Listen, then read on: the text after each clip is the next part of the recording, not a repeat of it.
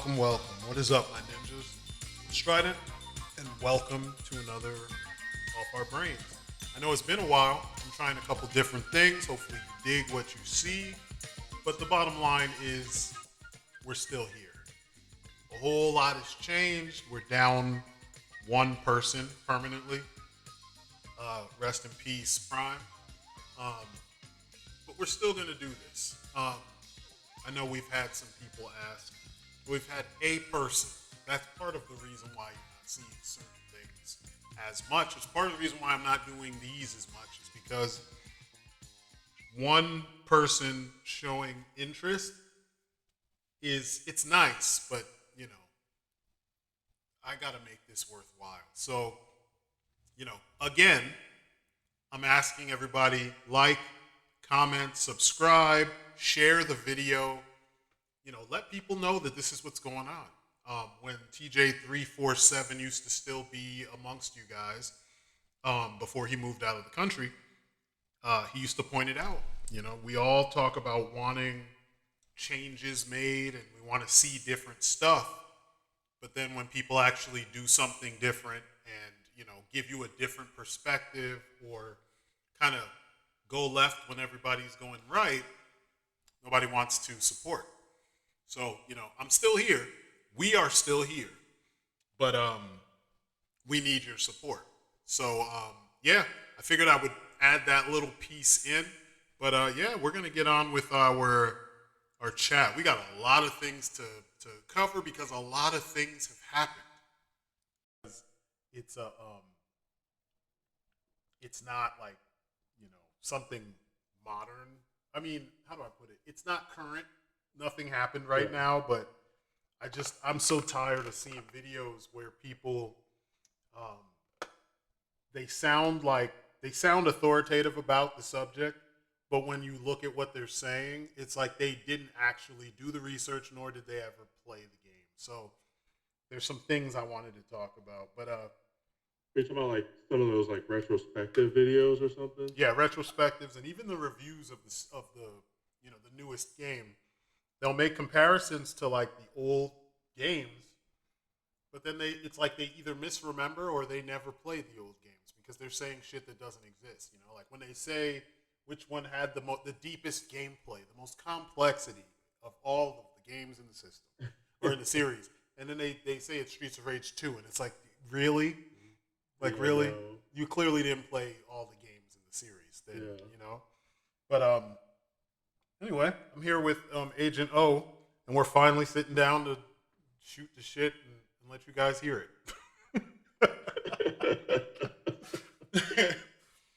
How have you been? What's been going on? I've just been working, Yeah, collecting, trying to hold myself back, and trying to buy all the things. I know, right? Yeah, it's tough. It's tough because it's just so much shit is coming out. Like they don't understand how to pace themselves or how to give us an opportunity to be paced so that we don't, we're not breaking the bank. We want to be able to do this for a long time. Yeah, it doesn't help that it feels like everybody's trying to like ride the inflation train, the Yep. false inflation train. Yep. Yeah, it's frustrating. But so there's been a bunch of stuff that's happened. There's been a bunch of movies, a bunch of because we haven't done any reviews for anything. Shit, you almost altogether stopped making videos, right? Yeah. So, and I understand it too. Like before, in the beginning of this, I put a little call out to people to like show their support because it feels like they're supporting the same old shit, but then they say we want people to do things different. We want a voice that actually reflects us. Okay, so then you have the voice that reflects you, a voice that is not doing like when everyone goes left, we go right. If everyone says Virtua Fighter is the deepest fighting game ever made, and we're like, yeah, I've played Virtua Fighter for years. There are other games that are deeper or just as deep as Virtua Fighter was when it first came out. Virtua Fighter was the deepest, but like Tekken's deeper now. Like every game, every fighting game is as deep as Virtua Fighter was back in the day. Now, because everyone's come up to that level of complexity. Yet everybody kind of just rests on that idea, you know, and like people get frustrated about that shit and they want to hear somebody actually like break stuff down and explain it, and we do it. Where's the support? You know, it's hard to keep doing it when you're not being supported. Plus, like nobody plays Virtua Fighter anymore, which is why they haven't made a new game Well, in no, how long I mean now? tournament play they do, and those folks Oh, act.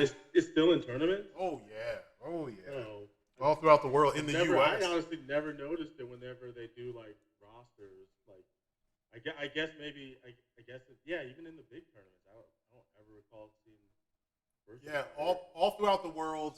Well, I shouldn't say throughout the world, but like parts of Asia, UK, they still play it, and people play it at high levels. You know, it's just when you look at the game, I hate that like people say that, and it's like, yeah, when Virtua Fighter 2 came out, none of the fighting games were at that level. The counters, the reversals for the counters, you know, the way you could dodge, all that stuff.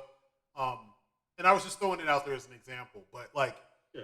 you know, not enough people played it at a high enough level to actually understand like when people say deep, like that at that time it was super deep.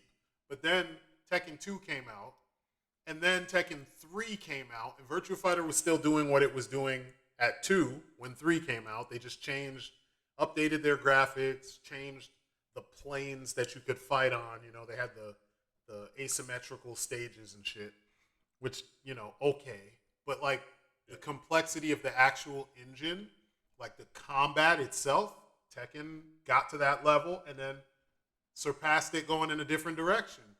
So when people say like Virtua Fighter looks like shit, it still looks like shit. And I'm so tired of hearing the fighting game community just be lazy and be like, it's the greatest. No, it's not. It's not. It's not the deepest fucking fighting game out there. Like, just because we've watched people do some cool shit, it doesn't mean that it's the deepest game out there. And it's weird because this is how a lot of games and a lot of movies and a lot of action figure. I mean, think about it. Marvel Legends, when Hasbro was really sucking it up, Marvel Legends was getting props by the Marvel Legends community as if they didn't need to improve.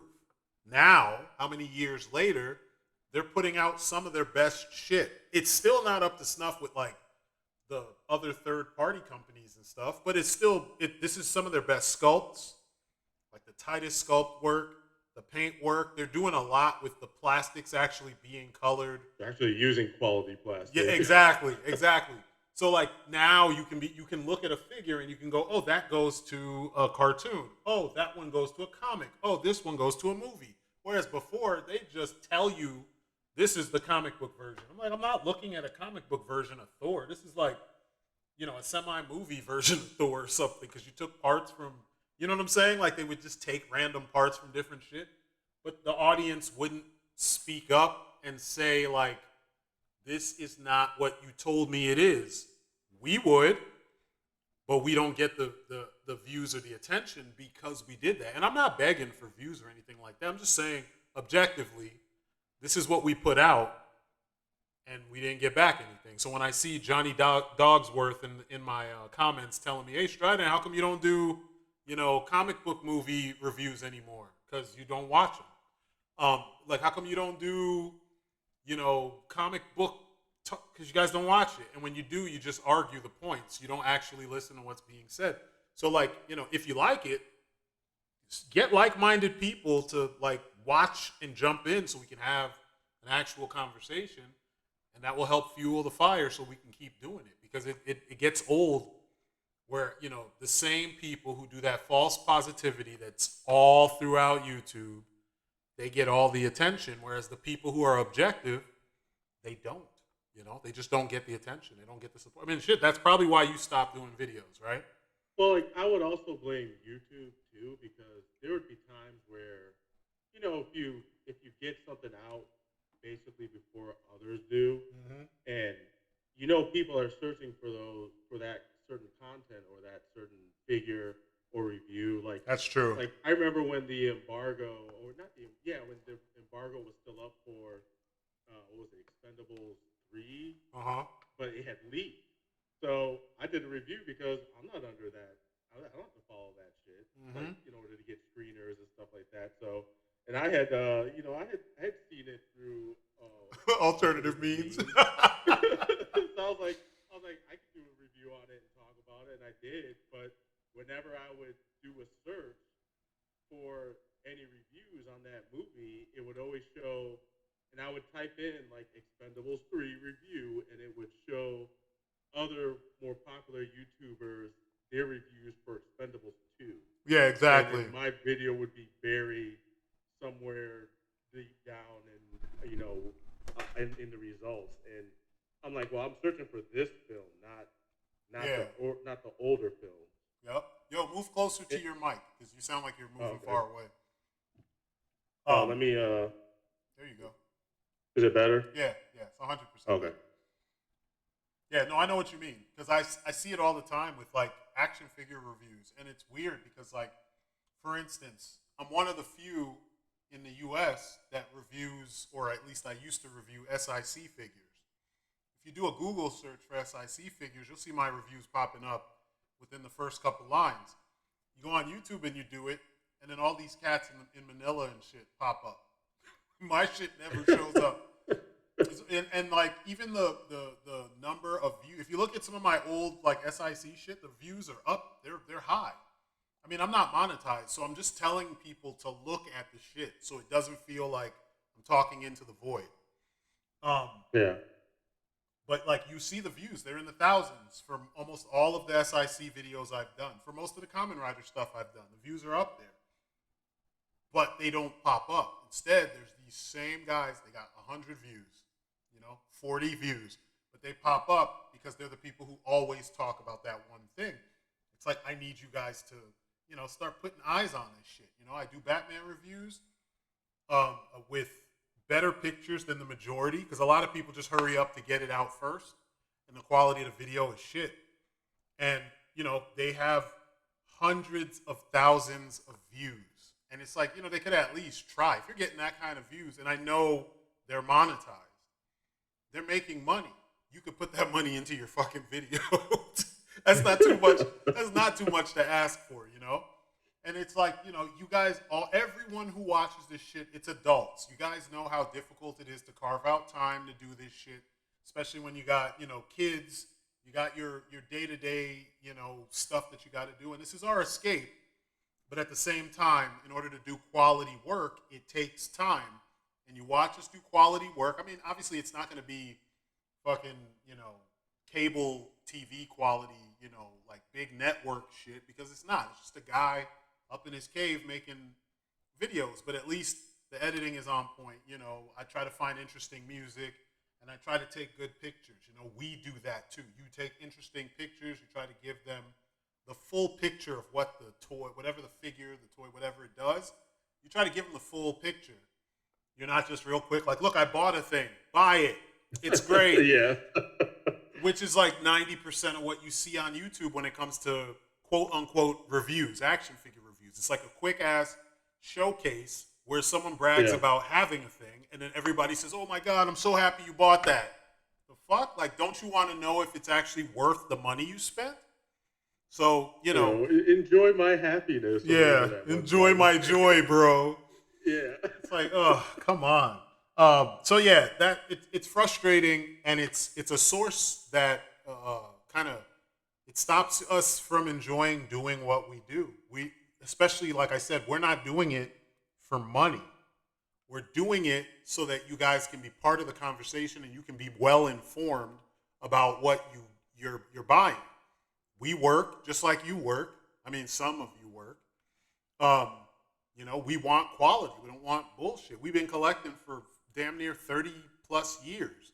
We don't want shitty figures. We want the figures to be worth the money that we spend. I mean, shit, now I'm making figures. And if I have to do it right, why can't these bigger companies do it right?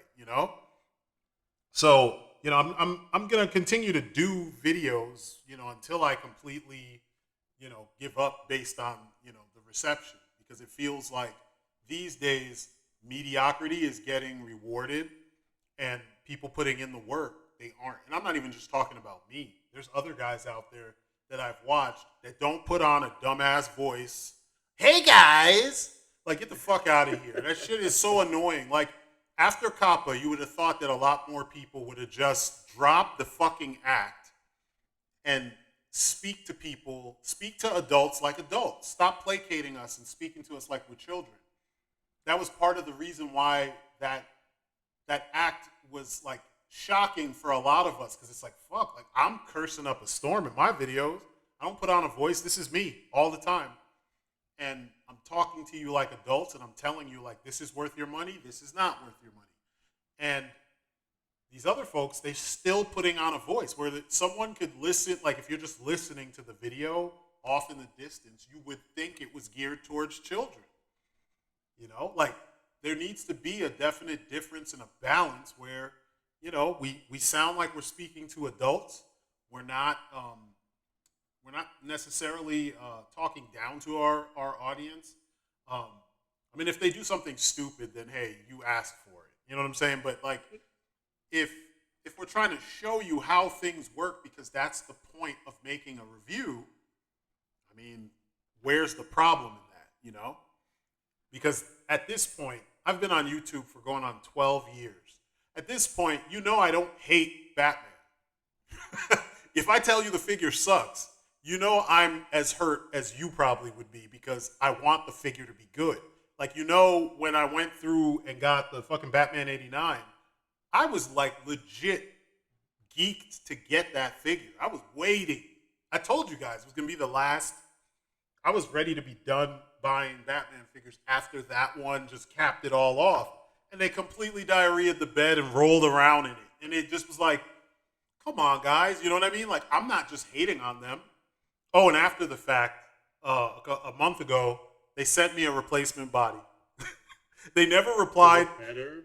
Yeah, it's like all smooth and it doesn't have the white stuff. I ended up sending it to Luke because I sold mine. I sold my figure a while back. But Luke said his was cracking. And I was like, well, I got this body that I was about to put it on eBay, but I was like, you know what? Here, if someone else can have fun with it, have fun with it, you know? That kind of shit shouldn't be a thing. And it is a thing. I had to say something, because if you look at 90% of the reviews on YouTube, you would think I was making up my story is fabricated. You know what I mean? On YouTube, the overwhelming majority say, oh, I didn't have any problems. I just sprayed it down with whatever. You know what I mean? Why? Why you need to do that? You paid $100+ for that toy. The fuck you can go and some people who were happy with it would barely pose it because exactly they knew about all the QC, exactly, the actual underbody. Exactly. And that's the problem that I'm saying. Like, you want people who are gonna put their hands on this shit and explain and show you what it does, so they have an actual experience with what they paid money for. If they're not doing that, they're doing you guys a disservice. I mean, I watch reviews too, and a lot of the people that I watch, they put their hands on these figures and show you what the figure does. They don't just look at it and go, oh, it looks the part, and then put it up on a shelf, standing up in a vanilla pose, and that's it. They actually like test, can I put the weapons in its hand? Can I remove the hands and put switch out the hands or the heads or whatever? You know, does it do all the things it's supposed to do? So, yeah, it's a thing. I mean, shit, if you do that, it might bring Agent O back to making videos. He's still buying the figures because he's a lifelong collector. So, you know what I mean? Like, look at what's being put out there. And then show it to other people who are getting into the hobby or who have been into the hobby. And, let people see what's been going on. I mean, you've seen videos I've done where I hip you guys to other creators that do quality shit. That's not the norm. That's not what we see from everybody else, because everybody else is in that rat race bullshit. I'm like, yo, it's a hobby. It'd be nice if it was my job, and soon it will be my job making figures. Like, that'll be my only job. But this is still this is a hobby. This is a thing we do because we love doing it. We get joy from this.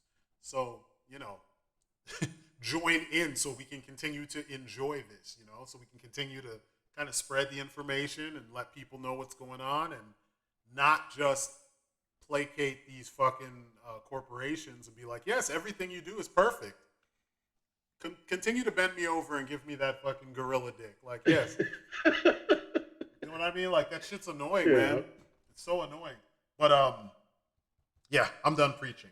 So, what do you want to start with? You want to talk about some games or you want to talk about some figures? There's a lot of good figures that we can talk Let's start with games, and we can go to figures after. about. Okay. I haven't bought any new games in a long time. I did buy, I bought an emulator, so I'm lying. I bought an emulator, and I showed it to you because I gave you my old one. I got like a pretty powerful emulator. It's pretty dope because a lot of times when they have a ton of games on them, the music won't be there if it was from like a CD based system, like the PlayStation, system, PlayStation 1, PlayStation 2, that kind of shit, 3DO, whatever. They'll give you the game, but they'll cut the music out to save space. This one isn't like that. I mean, I might have one or two games or maybe a handful, but the majority of games all have their music. They have all the sound effects. There's a lot of accessibility. Like I can, if a game doesn't play properly using the first emulator, there's like 5 or 6 other ones, so I can switch them out and then try it again with a different emulator to make sure it plays. Sometimes they'll play, but the effects will be weird if you play it in a weaker emulator. So yeah, I'm pretty happy with that. I've been playing that. There's a bunch of old games that I wanted to play that I never played. There was a have you ever played Power Instinct? No. So it's a series of fighting games where they're just weird and quirky. But the fighting games had an old lady she was like a ninja, and one of her super moves, she turns younger. She does like a spell. There's 2 of them because they're twins. There's an evil one and there's a good one. The evil one, I think, no, it's not the evil one. The one you can play as turns into a pretty, like, she regains her youth as part of one of her supers. There also was a fighting game called Matrimele, where the point was you're trying to win the hand of like a Yakuza boss's daughter so you can marry into the family. But they did a beat 'em up called Hot Blooded Family back in the day. And I always wanted to play this shit because it's fucking weird. There's like a stage where you're fighting on a roller coaster. And it's a side-scrolling beat 'em up like Streets of Rage, but you're on a roller coaster jumping from, seat to seat, and car to car while you're fighting. Then there's one stage where you're fighting inside of a whale. You get swallowed up by a whale. It's all kinds of weird shit, but it's real fun. I got to play that, and I played yesterday. I was playing what is the game called? I played 2 games. Gunner's Heaven.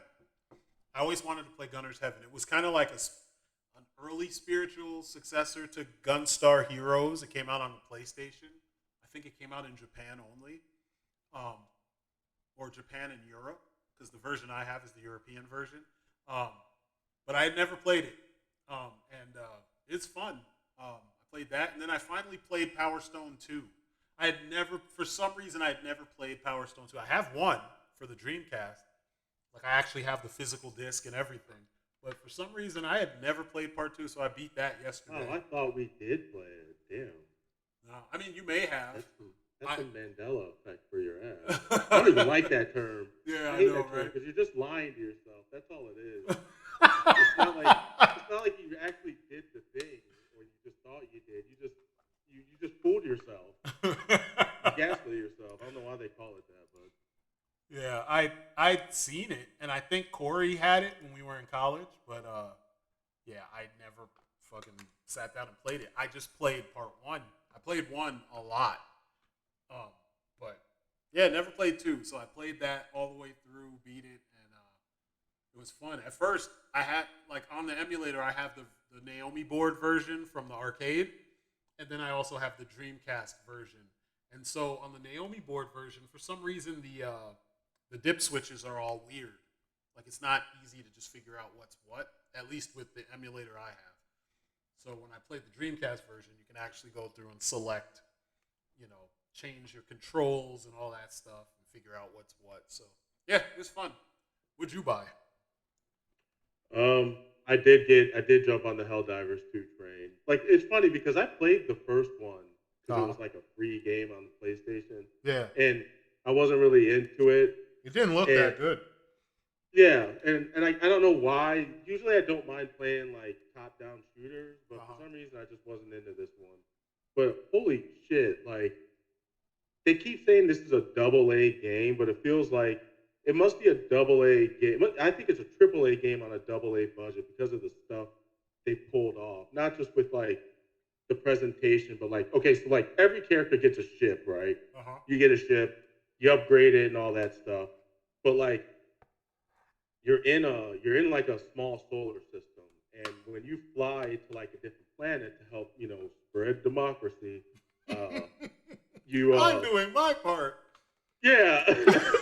you When you get there and you see all the other ships, that's all in real time. Like those are all actual players, and you'll see like people will call down like airstrikes and stuff like that, and you'll see it from space. Oh And shit. if somebody fails a mission, you'll see their ship get destroyed. And then when you're on that planet, you'll see other shit happening like way off in the distance. You'll see like a giant laser beam come down from someone else's ship, or they deploy reinforcements or whatever because you get fired from basically a bullet from outer space Yeah. into the planet, and uh, and it like that part is just kind of blew me away. And then like the way all the weapons work, like they don't do that.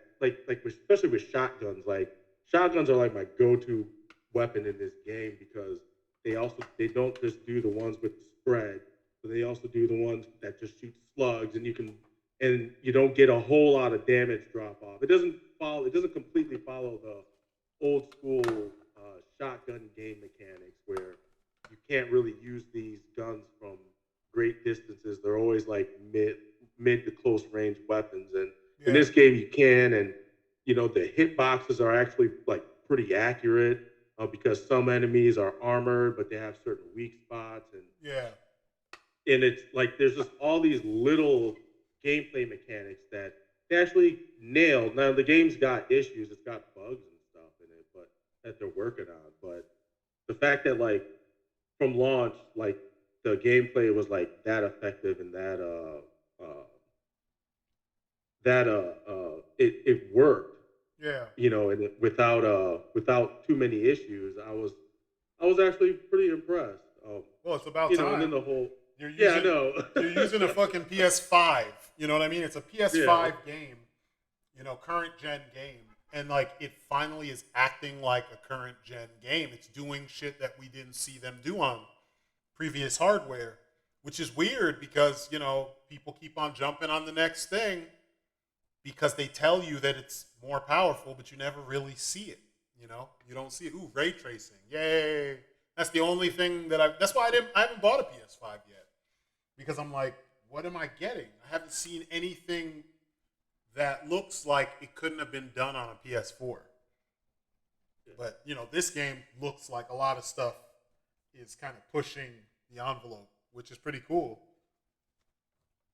If I had a PS5, maybe if one goes on sale sometime soon, I will jump on the Helldivers bandwagon because yeah, everybody yeah. loves it.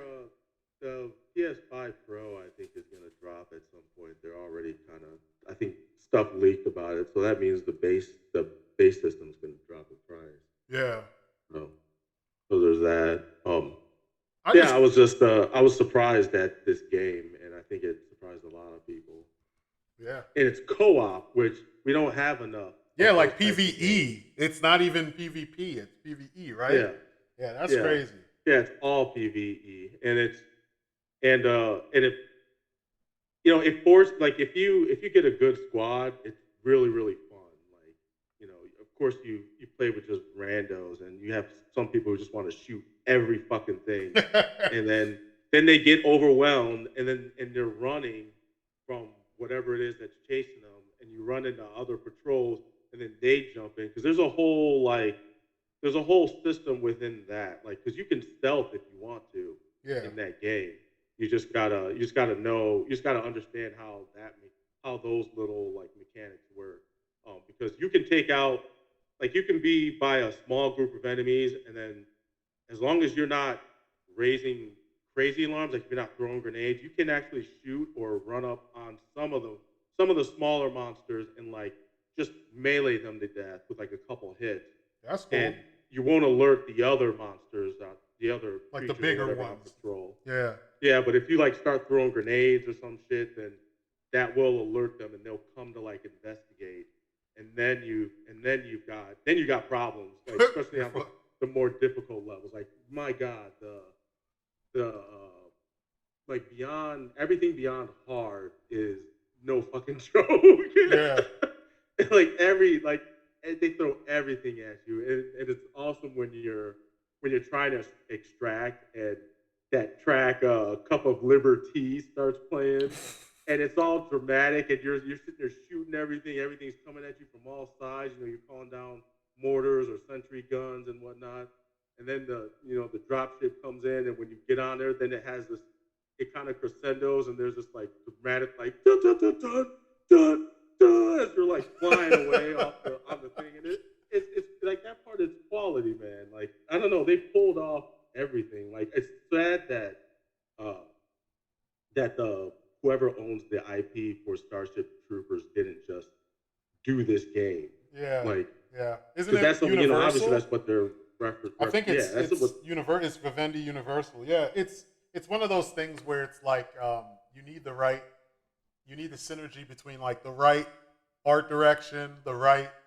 you know what I mean, like overall game director, narrative director, and all of that. Like you need the yeah right team for the right IP, and I see a lot of IPs that miss the mark because the whole team is not necessarily the right team for the game that they're making or working on. But yeah, it looks good. It looks like it has the same um, the same logic that a lot of old 16-bit games used to have and 32-bit games, where it was like they knew they had back then they had limitations, but they knew exactly down to the sound of the guns.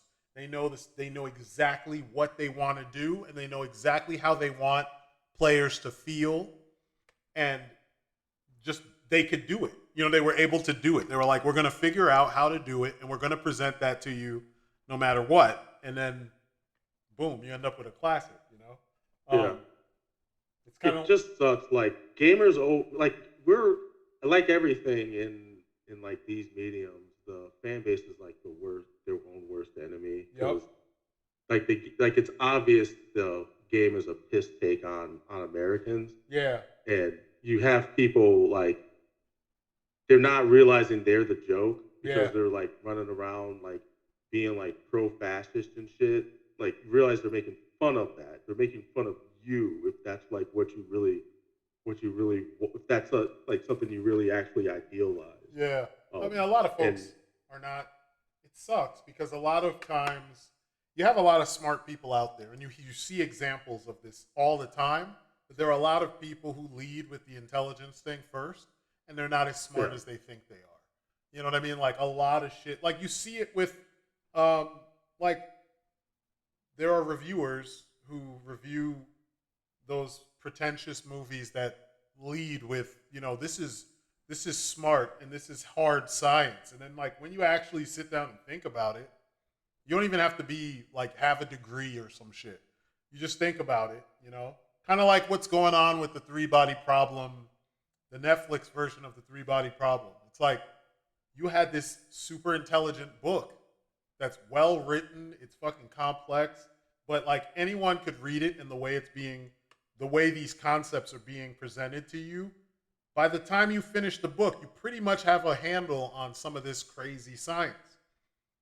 And it's like the guys who made the series only read certain parts of the book and didn't understand what they read. So they were like, "Hey, let's just make drama and make them all scientists and make them do really stupid things, and let's forget that the plot spans 400 years. Let's forget that there's supercomputers that are so fucking advanced that it almost is like magic. Let's forget all this stuff and let's dumb it down to the way things are right now, like everything else. And then you don't have the three body problem. You have just a whack ass show that's masquerading as this smarter book. You know what I'm saying? Like Yeah. it's weird. People don't seem to understand these days that like they put in the time. Um, don't just pretend to be smart.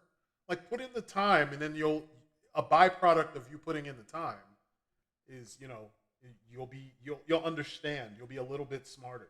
Like I think people don't they look at things at face value and they're like, oh, that looks just like something else, and that's enough. And so that's why people did this with Starship Troopers, the movie. They said, "Oh, this movie is terrible. It's fascist propaganda." We're like, "Yeah, we know. That was the point. It's Yeah. it's making fun of this whole concept, and it's like right in front of your face, and you're saying that the movie's stupid because it's doing this. It's not telling you that this is a good thing. It's saying, look at these morons trying to fight off something that you know what I mean with this ideology. I don't know. It just Yeah. the shit is it's always bugged me. They said that And about. Go ahead. it's super obvious in the game. Oh Like when yeah. you're when you're being drop shipped to the planet, they'll have like little tips, and some of the game tips are actual game tips, but then they'll have like either sarcastic or just Like they'll tongue in have cheek. jokes in there Yeah. like make sure you fill out form C001 before you engage in anything that results in the birth of a child. Wow. Or like if the opposition wants to negotiate for peace, shoot them. Don't believe their lies. Like funny ass shit like that. It's Yeah. like, I don't know how you don't see that this is a joke, Yeah, I don't know. and you're actually like, yeah, I'd rather be a fascist than a Democrat or some know. bullshit. Like Space like, there's people fascism. that want that. Yeah. It's like, come on, guys. I don't know, man. I don't know. I want to play games that are fun. It looks like it's fun. It looks very old school. I'm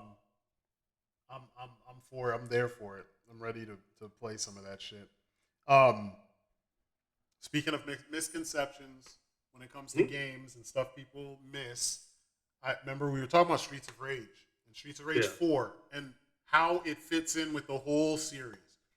There's so many. I'm working on a kind of I don't know if you call it a retrospective, but like I want to break down the gameplay from each of the games and show people the amount of complexity that the previous games had that 4 does not have. Not saying that 4 is not a good game. 4 is fucking awesome. But like when you put Streets of Rage 4 next to Shredder's Revenge, it's real obvious how much less complex Streets of Rage 4 is than like Shredder's Revenge and previous entries of Streets of Rage. Or if you put Streets of Rage 2 next to 1 or 3 or the remake, it becomes real obvious that you're missing a whole bunch of attacks in Streets of Rage 2. You get grabbed from behind, you can't do shit. You don't have any of those moves. You can toss the guy over your shoulder, that's it. But in Streets of Rage 1, if you threw your friend, they would flip and turn it into an attack. I think Adam would flip and then shoulder charge you, and Blaze would flip and then kick you, kind of like a rider kick from Kamen Rider. And then I think Axel also flipped and used his shoulder and rammed you. You had this kick that you would do where you hold on to the person who's grabbing you from behind and you would kick out in front of you. It's like old school self-defense that you always saw in action movies back in the day. Batman and Robin used to do it in the 66 series where like, a bad guy would choke him and then Robin would jump up and kick the guy that's running at him and then he'd throw the other guy. Like, you had options, and in some cases, these options would allow you to beat the bosses faster. Like, in Streets of Rage 2, because you don't have that ability, there's still a way that you can use the concept of that attack to kill bosses faster. I used to do it with my younger brother. We would throw each other into the boss and then land. And when we hit the boss, like physically, you do more damage when you're being thrown into them. But if you land on your feet, you don't take any damage. Only the boss does. And that's even with that game removing the thrown aerial battering ram attack. I've been scouring YouTube to see if anybody does this.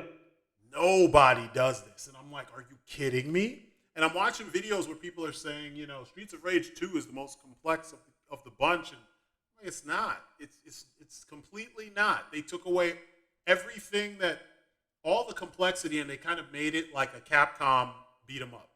Like Capcom beat 'em ups, you always had, your standard technique where punch, punch. It's like jab, jab, cross, and then like a finisher. And then you have your special attack when you're standing still, which would be something dumb like in Cadillacs and Dinosaurs, Jack does the spiral uppercut, which is pretty much the same shit that Axel has been doing since Streets of Rage 2. And I love Cadillacs and Dinosaurs, by the way. So if you guys, that's a game you should check out. It's an old Capcom beat 'em up, and it's pretty dope. It's cheap as fuck though. The bad guys are super cheap. Lots of one-shotting you and knocking you down and just punching you through your special attacks and stuff. But once it was an arcade, right? Yeah, it was an arcade game. It was 3 players. That's why. Yeah, exactly. They wanted that money. Yeah, like Streets of Rage 2, so in Streets of Rage 1, you didn't have the physical special attack. You had the special attack dude who would come in and shoot, like a explosive or mortar, and it would hit the ground and it would clear out everything. In Streets of Rage 2, they gave you 2 specials. They gave you a close-up, rapid fire or heavy damage, melee special attack. And then they gave you one where if you're standing still and you press the button, it just clears, all directions. And you had like invincibility frames during the stand still, clear all directions attack, so you could use it in other situations. But they completely got rid of the other special attack, which in Streets of Rage 4 they brought it back.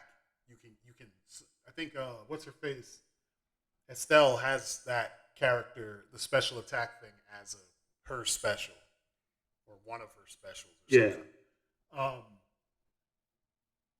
something. There was the goodness gracious, my brain is just like, but there's a lot of pieces to the puzzle that are missing. That if you play the remake was the first to put all the pieces back into the game all at once, and the remake, every version of it, I only played up to version 5, I think it is. Every revision made the game so much better, like incrementally, because they put so much in to begin with that they didn't really have that much to like improve on, and they still found ways to improve. And then you get Streets of Rage 4, and it's as if they didn't even know that the remake existed, because the game pales in comparison to all the different, like the Streets of Rage remake has paths, and each path is a different one of the games. So like if you pick, the first path is Streets of Rage 1, so you essentially play through stages reminiscent of Streets of Rage 1 with the storyline along the lines of Streets of Rage 1, where you're freeing the city from thugs and shit, from gangs, from Mr. X. Then 2, Adam or somebody gets captured, and you got to get him back. But there's paths that you can take that bring you into, even though you're taking the path of Streets of Rage 2, you might take a branching path that leads you into a stage from Streets of Rage 3. But like the characters are characters that fit in the Streets of Rage 2 storyline. But the moves, your move list doesn't change. You still keep all the attacks. They gave, some characters have more than one type of special attack. Like you could do one in the air, you could do it on the ground, you can do it if you stand still, you can do it from a grabbing position. Like if you grab a bad guy and you hit your special button, you could do something different. Adam has a lot of cool attacks. The fact that Adam is in all, you could play as Adam in all 3 games or all 3 paths. Like, come on, guys. Like, that's fucking phenomenal because he was a badass and we needed him in all those things. But yeah, I'm planning on, I'm working on it, and I'm trying to. I was trying to stay motivated as I was doing it because I was just like, nobody's gonna watch this shit. Like I'm gonna do it, and it's just gonna sit there, and no one's gonna watch it. And then like the one person who watches it is gonna sit there and argue, but they haven't played the game, so it's just gonna be the same old shit, you know. But I think I'm still gonna finish it and see what happens, and let people see. I've gathered a lot of reference. I kind of wish I had an Elgato so I could download my gameplay and show people, record my gameplay and show folks what I'm talking about. But whatever, I'm gonna make do with it. What I got. There was another game.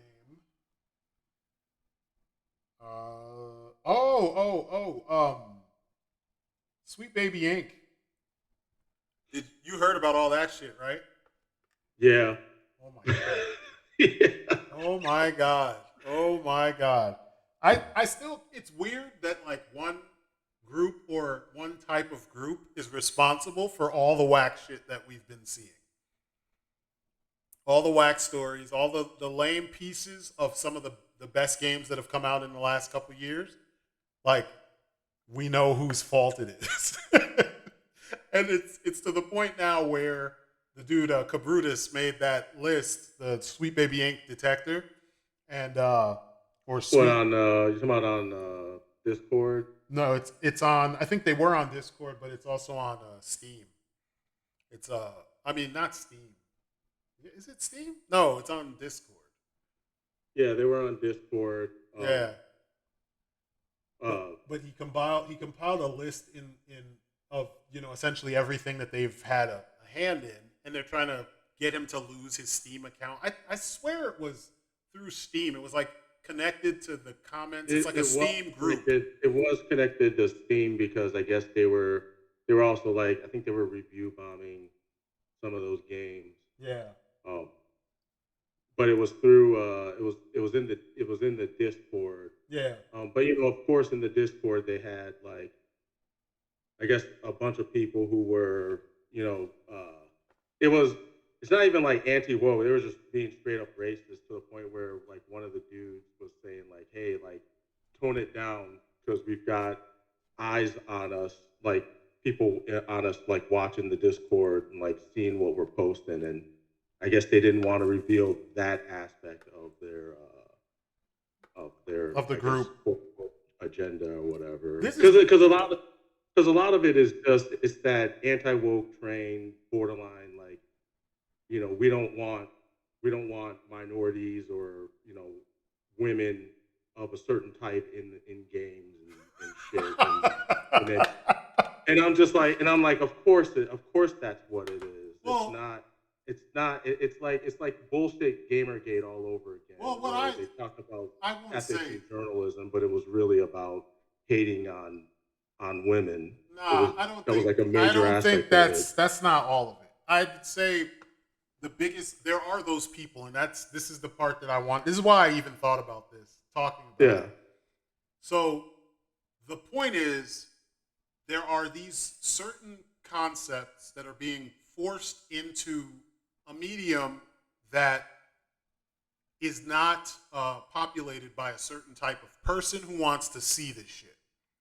And that type of, it's kind of like when DC was talking about, we're going to make Snowflake and safe space and all, Marvel, Snowflake and safe space and all that bullshit to bring in new readers because they want to, they don't fucking read comics. They don't want to read comics. They never did.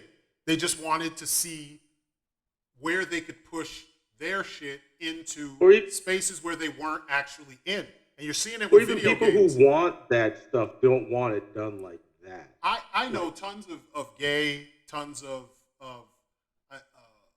I wouldn't say like bi. I do know tons of bi people. Tons of gay folks that have been reading comics since we were all kids, and they don't want that shit. So comic book readers want comics the way comics have always been, and this is comic book readers of all shapes, creeds, colors, whatever. And the same goes for gamers.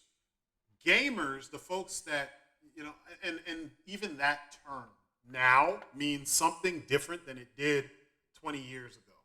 But people who love video games and enjoy playing video games, they love Laura Croft just like she is. She doesn't have to be just like them for them to like to see her.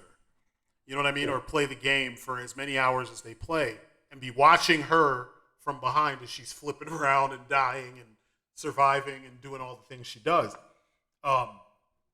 Like, in general, we don't care. We're having fun. It's an escape. It's fantasy. It's not real. We don't need the characters to look like us in order for us to be entertained, because it is entertainment after all.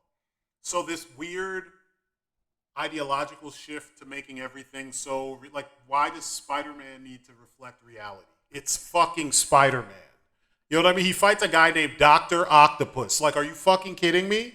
And we need them to put, you know, we got to have this Death character. We got to have Mary Jane, who looks like one of the writers now. Mary Jane's she's a model. I was going to say supermodel, but no, she's a model. She's an actress. She's supposed to be super attractive because the fantasy is that nerds don't usually get this girl. That nerd did. And you mean to tell me that the guys writing the game, the directors, producers, narrative directors, etc., somehow they missed that that's the core of that story. That's one of the core things about that relationship. It's usually the core about 90% of like superhero stories in the US. There's a fantastical element to it where we're all like, it would be awesome to have this happen. They literally are so, like, this shit is so dumb that they got, what's the chick's name? Sun Spider, who got spider powers but is still in a fucking wheelchair? What? Like, what are you, what, shooting webs out of her crushes. the fuck are you doing? The whole point of you getting superpowers is that if you had an ailment, the superpowers negate the fucking ailment. That's why it's a power fantasy. It's superpowers. It's not gonna make you the same thing that you already, like, what the fuck? Like, who's hiring? The disability is incorporated. Yeah, like, what the fuck? No, you lose the disability. They showed it to you even in the movie.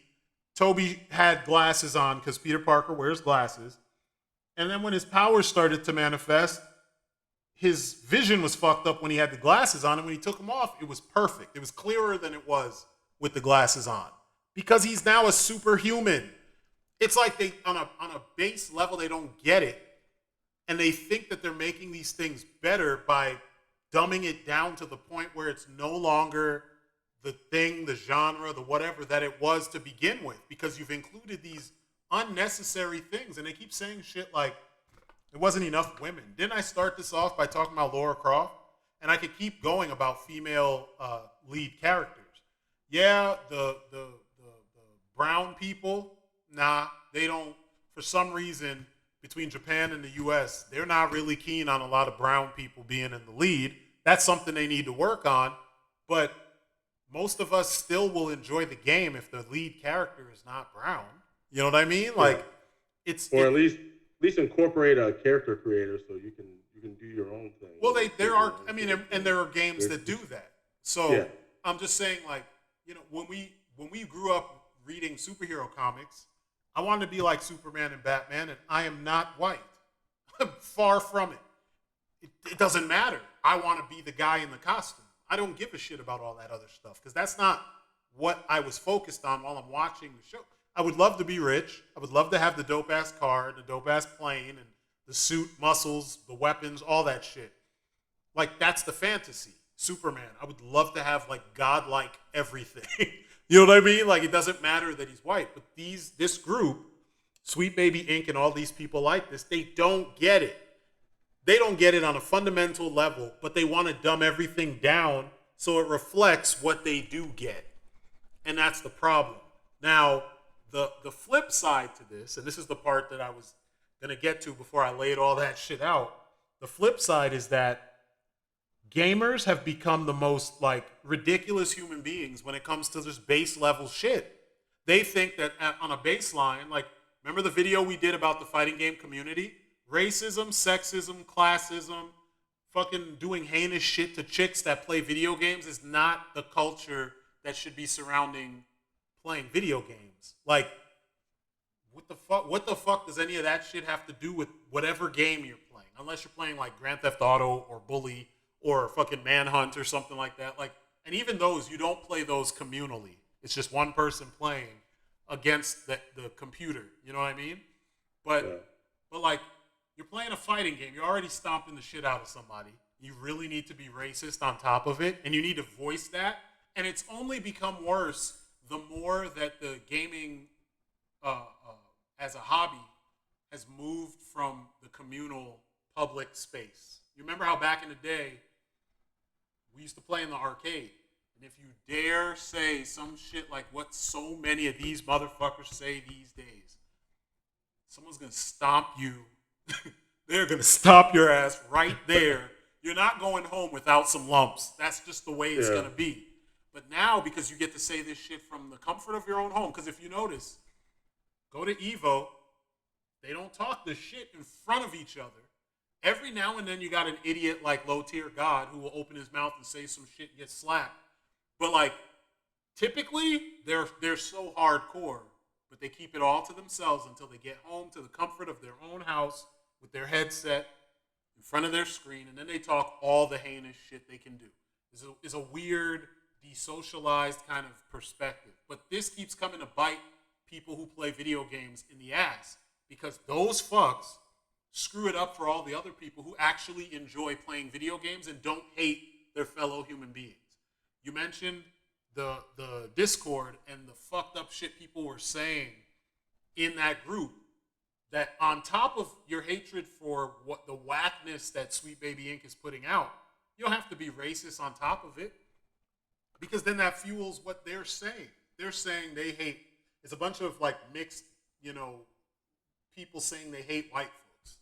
Mixed girls, you know what I mean? Saying that they hate white folks. They hate white straight men. It just seems to be the thing these days. They come out and they just say it. I'm like, okay, so your counter as a gamer is to be like, I hate, nerds. Really? Really? So that's going to help. That's going to make this, that's going to bring everyone who hates Sweet Baby Inc., that's going to bring us closer to winning that battle. Is if you just do a racism to fight a racism. Like, what the fuck? And that's part of the problem, I think. That is the problem. They complain, and it's where you get a lot of people who they're not they're bad actors masquerading as like virtue signalers or whatever, where they say like, we don't want pandering, we want it to be done better, and then with the times where it is actually done better, they still are angry because it's not done. They say they want it done better, but they want it done the way in a way that doesn't offend them. Yeah. Or it doesn't make them have to. It doesn't bring in certain realities.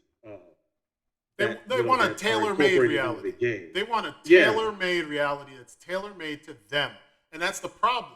Like all the simple piece that would lay this to rest, and I'm just amazed at the fact that it's not happening, is if you look at sales figures between the early 2000s when this shit was starting to creep in and now, have the sales figures increased or decreased?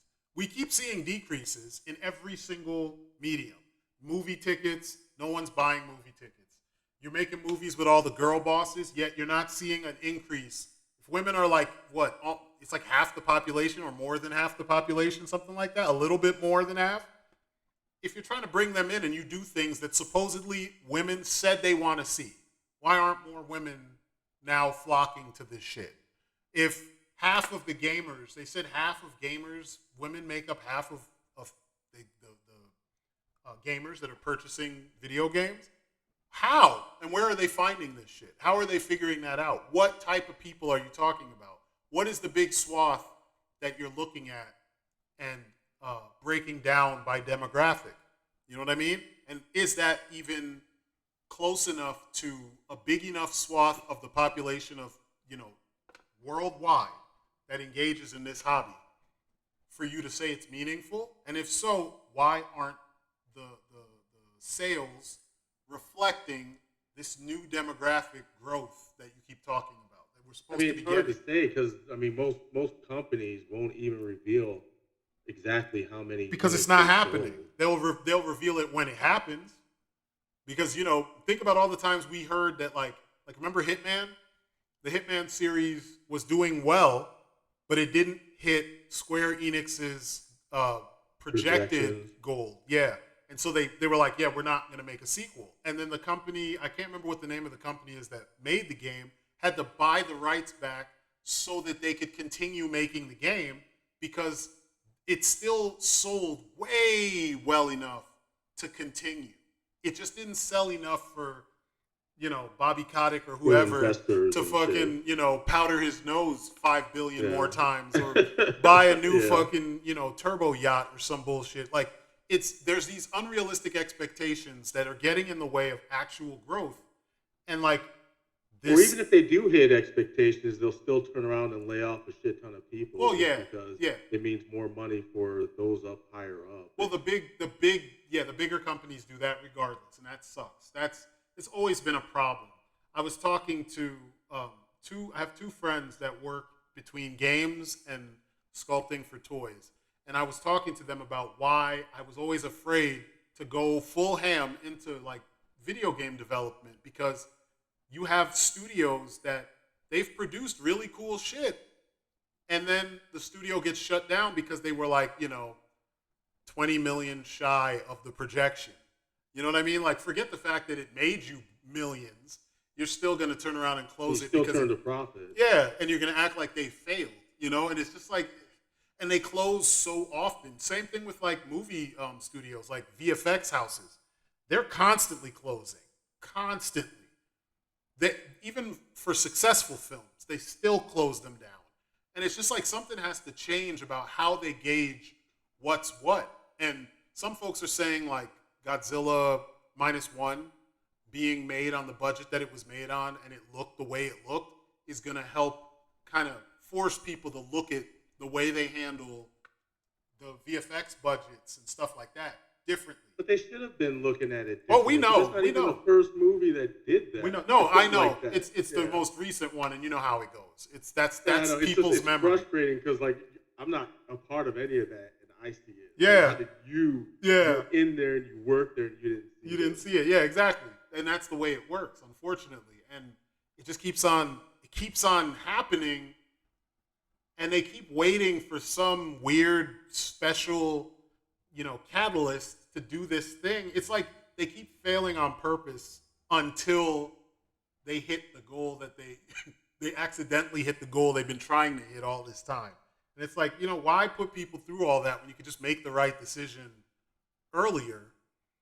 And, maybe you won't hit the highest goal that you set for yourself, but at least you would hit some level of success and keep on going and then building from there. So like this stupid shit with this narrative, what do they call them? A narrative consultation firm. You don't need that shit. You don't need it. Get them out of here because you know how disrespectful that is. You have a team of writers who work along with your programmers, your art department, and all of that. And then you have these fucks who can't hack it writing the story to begin with. And they come in and they tell you, nope, that's not good enough. You don't have enough minorities. Nope, that's not good enough. Well, your character's the what wrong I was color. Reading, that's not totally how they. I know. Do it. I'm a lot of times they're being brought in at the. I'm I know, but simplifying. but I think that's part of the problem. People are saying, or they're whether they know it or not, they're saying like, oh, they're coming in and they're dictating the entire game. Well, with Kill the Justice League, the narrative, not the game. So the game is already done in many cases, but the way that the story is integrated into the game that's where they make changes. So in some cases, like for instance with Forspoken was written with these people from the beginning, before the game was made. Like actual gameplay was created. I think Black Girl Gamer was the name of the company that helped, that consulted on that story. And that was shit. It was complete shit. The acting was shit. You had good actors, but the direction was shit. The art direction was shit. The gameplay loop was shit because they worked with them on everything. So, like, there are examples that are exactly what you said, where they didn't do everything. Yeah. They only did aspects of the story. But in general, they're being consulted with to make sure that these things will allow them to hit a higher ESG score, because or DEI, I'm sorry, it's, are they in line with DEI guidelines that will allow the company to get closer to the higher ESG score? And this is the problem with all of this stuff. If you write a good story, it probably will just do that anyway. You know what I mean? If someone does their research, like, you didn't need to make Agrabah black in God of War 2 to hit a high ESG score for a story that takes place in fucking Norway, ancient Norway. Like, are you fucking kidding me? Like, how did that help you? If anything, you just added a.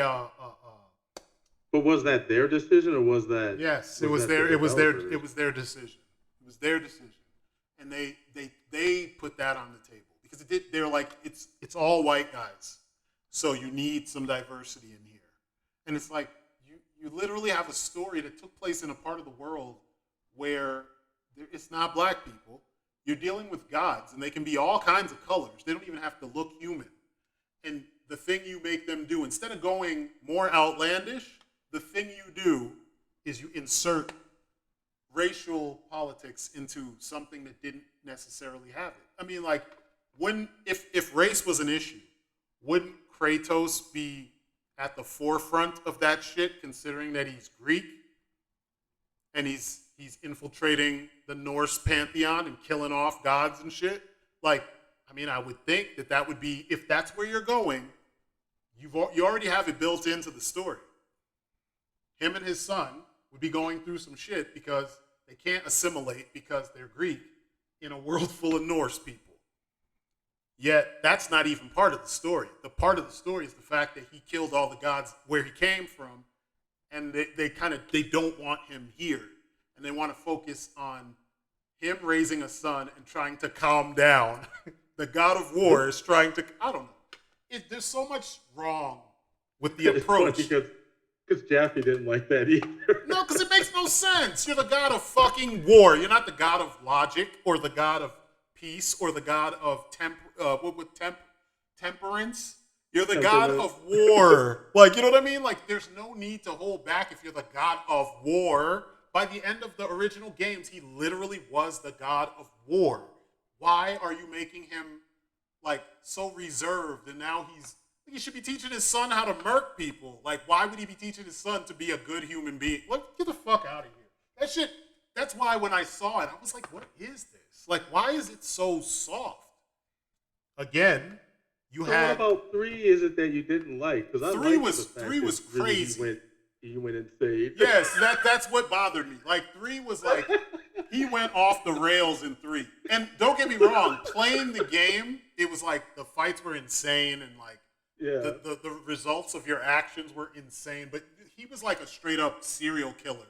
And like, it just felt weird because like, the problem with Kratos has always been that if you push him to a point, he'll go way over. But then he reels from what he did. So when you get to part 3 where he's like, you guys tried to kill me and now I'm coming to take the throne. Once he kicks them out of Olympus and brings the Titans back up there, let the Titans do all the crazy. No, Kratos was like, yo, I'm going to murk every last. Like, I'm not only going to kill you, I'm going to keep killing you. And like, man, he was murking. It just seemed like it was. It worked for me. It was too far in the other direction. Like, at the end of the game, what happens?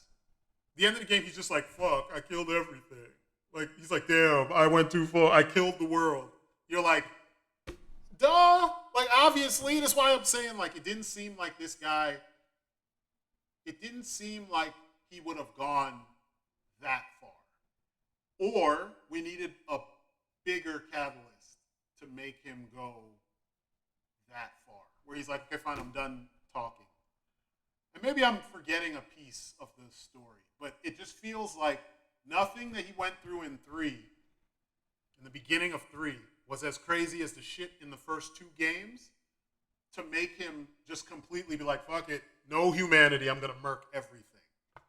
And then I mean, I can kind of see because even in the first game, when he's yelling at the very beginning of the game, he's yelling at Athena. He about was the like, "I've been nightmares. doing this for 10 years, Yeah, and you guys still haven't come up. You guys still haven't made good on your promise." And then you have even before two, you have the PSP games, and you find out Ares was the one that kidnapped his brother and basically got him and he had to basically fight him and yeah, kill his but own those games brother. take place during the time prior to God of War 1 and 2. They're No, like, no, it's after God of War One. which one is after one? Because he wasn't the God of War in the beginning of the game. Remember? So at the end of God of War 1, you kill Ares. The beginning of Yeah, God of War 2, you are the God of War. In Chains of Olympus, you're still the ghost of Sparta. It's pre God of War 1.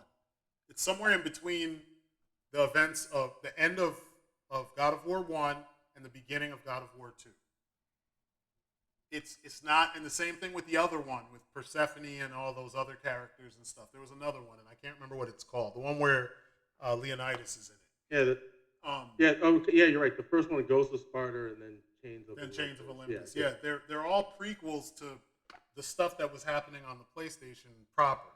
And like, because if you just look at the design, you can tell they made it really obvious. Like, he doesn't have any of the upgrades from. He doesn't even have the fucking.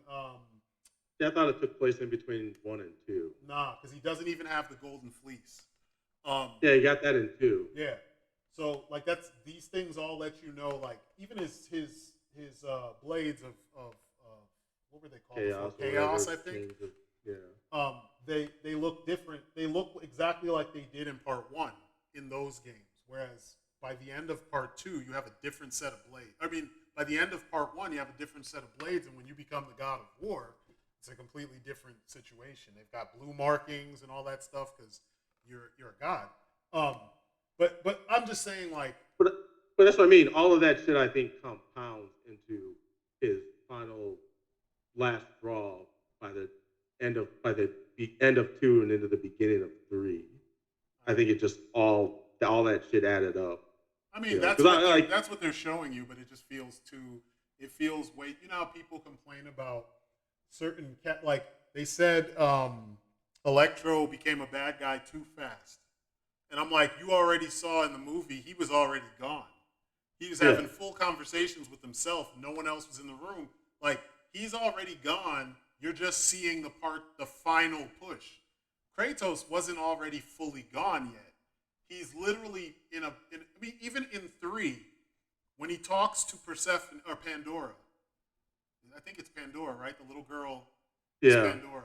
When he's talking to her, he remembers his daughter. And you could see the humanity. He didn't lose his humanity yet.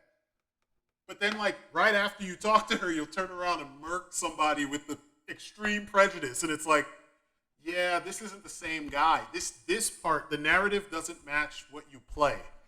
And that's my problem with the game. Like, you didn't have to, I know it's optional, but you don't have to cut off Hermes' legs to take the shoes. You could have beat his ass and just took the shoes. But you still cut off his legs. You can do it slowly, or you can do it in one shot. Why? He's not fully gone yet, but yet that's where they went. It felt like, even though he should be whooping people's asses, like, why did he kill Hercules? He didn't need to kill him. He could have beat his ass, took his weapons, and then you have an ally. He killed his brother. He learned it's his brother. He tells him, dude, like, we don't need to do all this. Dude's like, nah, fuck you. I'm going to show Zeus how dope I am. it seemed like even Hercules was PO'd. Yeah, Hercules is a dick. He was complaining about his trials. Yeah, and shit. Hercules was a dick. They made him an arrogant prick because in some stories that's how he comes across. And I get it. But, like, you destroy this man. Like, you beat him into hamburger. You didn't need to go that far. It was a fun fight, don't get me wrong, but, like, good God. Or, like, Poseidon, the first person that you murk. He murks him so bad, and Poseidon did the least to him of all the gods. Poseidon's just there, and he got his ass throttled. I mean, pop dude's eyes, the whole. It was like I was starting to feel bad as I'm whooping these guys because I'm like, he didn't even deserve all that. Like, yeah, but he didn't help him either. It doesn't matter. Still, like, you're gonna murk him with extreme prejudice, because he was just in the room. It's not even like, in The Crow, how some of the guys just watched while him and dude and his girlfriend were getting murdered. That's not even what happened in this case. Poseidon was off doing Poseidon shit when all this stuff was going down, and then Zeus was like, "Stop him." And dude's like, "Oh, you're gonna try to stop me? You're gonna die. I'm just gonna murk you. I'm gonna murk you like you passed the order down." It just there were certain fights that just felt like that I mean, Mortal, what's his name Mortal getting his Kombat head logic. ripped off wasn't That wasn't wasn't really necessary justified either. either. Yeah, it wasn't But necessary either. I'm telling you, like, as you play through the game, if you play through the game and just like look at what's happening versus what the catalysts were for how you got to the situation, you'll see, even though I'm behind his crusade against the gods, there are individuals that get it so bad that it makes you stop and you're just kind of like, he didn't actually do anything to you, homie. Like, why are you so angry at him? He doesn't have anything to do with he's just doing what he would have normally been doing, even if you weren't the focus. You know what I mean? Like, Zeus tells them to do shit all the time, and they're doing what they normally would do. It just so happens that now Kratos is in the mix of all this. Like Hades doesn't get it as bad as some of the other guys should, and Hades is directly involved. I'm like, what's going on? Like, it's weird who gets what, and it's just fucking Hera. Hera gets it bad. I'm like, Hera would have probably helped you, but no. by then he was probably too far gone. I mean, apparently that's how the game ended up playing. I mean, don't get me wrong. I enjoyed playing the game. The game looks amazing. It's still, to me, it's more fun and it looks more insane than the new games. The new games is like the same 5 enemies all the time, and then a couple of the boss fights are really well choreographed with the cinematics, but like nothing has the grandiose feel. Not even in the music. And I love Bear McCreary's music, but like none of it feels as epic as the original trilogy. The original trilogy just felt like, even if you turn off your ability to reason and just kill everything like Kratos is doing, the fights are just so grand and loud and like epic. Everything you do feels like a mythological feat. Whereas in the new God of War, it's like, oh, he's really strong. He's really strong, and then there's like moments like the Jormungandr scene is pretty dope, because they got the scale of the fucking world, snake. The fight with you and Balder was dope. I think that's I like that beginning with Thor where their weapons clash and shit, Yeah. and they're walking up on each other. Yeah. I didn't play the game. I always was like, I just saw stuff and I was like, I'm gonna play it and see it for myself. I never did. Yeah, but yeah, I don't know. That's my gripe from a story perspective. It's like Jaffe I can see where it comes off as inconsistent. Yeah, it feels almost, and I'm trying not to even think it, but it feels almost try hard because it wasn't David Jaffe who wrote the third one, and that's why it doesn't feel as consistent. It's Cory Barlog did the no, yes, I think he was in charge of the third one. It was him and someone else, and they had a different perspective. It's like they wanted to wrap it up so they could get to their thing. You could kind of tell because they quickly got to things that would have needed more build-up. And I feel like if it had the build-up, then we'd really feel why he was so, like, he was gone. Because, like, if we had one more chapter of wrongdoing to the point where it's like, okay, like, in his dreams, he's still killing his family. Okay, then he's gone, and I get it. But, like, that's not the case. I think something like that happens in the end of the game, but at that point, you're gone. So it makes sense. At that point, there ain't no coming back. But and then there was the other game, the time traveling game, that came after that, before the Norse stuff. I forgot what it's called though, and I didn't even play it. I don't even know. And I don't know how that fits into the story but it is canon. Because I think he runs into his passed up or some shit. There's some interaction with that. Uh, 'Cause he's dealing with those three sisters or whatever. I forgot what oh, their the names are. Sisters of Fate. Yeah. Yeah. Um. Yeah. I don't know. I mean, like I said, the original trilogy of God of War is still, to me, that's the peak. You know, I would love for them to remember how, um, and this again, this is part of what I'm pointing out is what these consultation firms are doing. They don't like that kind of stuff. They don't like the sex mini game. They don't like all the things that made Kratos feel firmly planted in ancient Greece. So they're giving you a modified, through a modern lens, version of ancient times. Why? And the people who are producing the game should be smart enough and have the balls enough to be like, yo, I'm not trying to reflect today's times because this shit wouldn't happen in today's times. You know what I mean? Not like this. So if I'm telling a story that takes place in a fantasy version of ancient times, then all the DEI bullshit doesn't need to be in there like that. You can have like, you know, a character who comes from another part of the world, or several of them, you know, that interact with your main character at some point, because you know it's the world. This takes place in the world, just a different time. But you can't be like, oh, I'm gonna make Hercules black. Like, no, you're not, because that's not who he is. You know what I mean? That's not who he was mythologically speaking, and this is a whole nother culture's myths and legends. You don't get to just put your fucking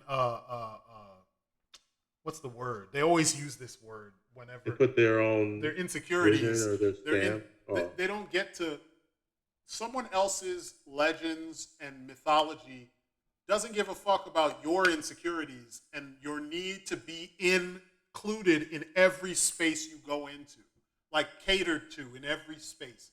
Like that's not how the world works. Could you imagine being that fucking arrogant that like everywhere you go, everybody has to cater to you? You think that that's the way it's supposed to be? Like, what the fuck are you doing? Like, the universe is chaos. Like, are you fucking kidding me? We kind of already have that, though. We do. We have a ton of people who think that that's the way it's supposed to be. But do you like, in the grand scheme of things, we don't mean shit. We mean shit to each other. But like, everything is gonna do what it's gonna do, regardless of what we say, do, think, whatever. We're specks. Like in the grand scheme of things. You know what I mean? You look at the universe and it's just like, what the fuck? We're just floating around in the middle of whatever the fuck the universe actually is. And we're trying to make sense of where we are in our existence. And you got these fucks trying to control how everybody is supposed to react to their existence. Are you fucking kidding me? So, and then when they fail, they're gonna be surprised. Like, come on, that's just stupid. You know, it's one thing to be courteous. You know, I'm all about that. I'm teaching my kids, been teaching them. Be courteous, be empathetic to people. Don't treat people like shit just because. But at the same time, you're not the main character of everybody's story. Like, get the fuck out of here. You know what I mean? You live in a fucking, like, planet full of people and they can't get along. They can't fucking get along. Some of us can, but, you know, as a whole, humanity cannot get along. And you think that you're going to be able to force everybody into... Get the fuck out of here. It's just the dumbest shit, like, ever. And now, in video games that you don't even play, you want to change the whole, like, everything about these videos. Like, what? Get involved. Like, it's funny because, like, I kind of started to see, like, you watched X-Men 97? Yeah. So I kind of started to see why, on multiple levels, why they would get rid of the showrunner that they used to have for that show. When you watch X-Men, these characters are about 40 or 50 years old. They've been around for a long time. Some of the characters are like 30 years old because they showed up. Well, I never found out exactly why they got rid of that. He was showing his dong on. He was dong out, butt ass naked on OnlyFans. That's what I figured. I heard that, but I wasn't sure if that was. But I don't think that's the only part, because there are others who have been. There are other people in the public eye who have, you know, been on OnlyFans and done stuff like that, shit, there's people, think about it. In our time growing but up. they work for Disney though. Yeah. No, there's people who have worked with Disney and have been butt naked in like Playboy or some shit like that. You know what I mean? Like, it's been done, but I think he did something, and everyone alludes to him having an interaction with someone underage while working there, because that's why you notice people get let go all the time, and the phrasing is always so and so and so and so have parted ways. They never are like, we fired that motherfucker. And they flat out were like, we fired him.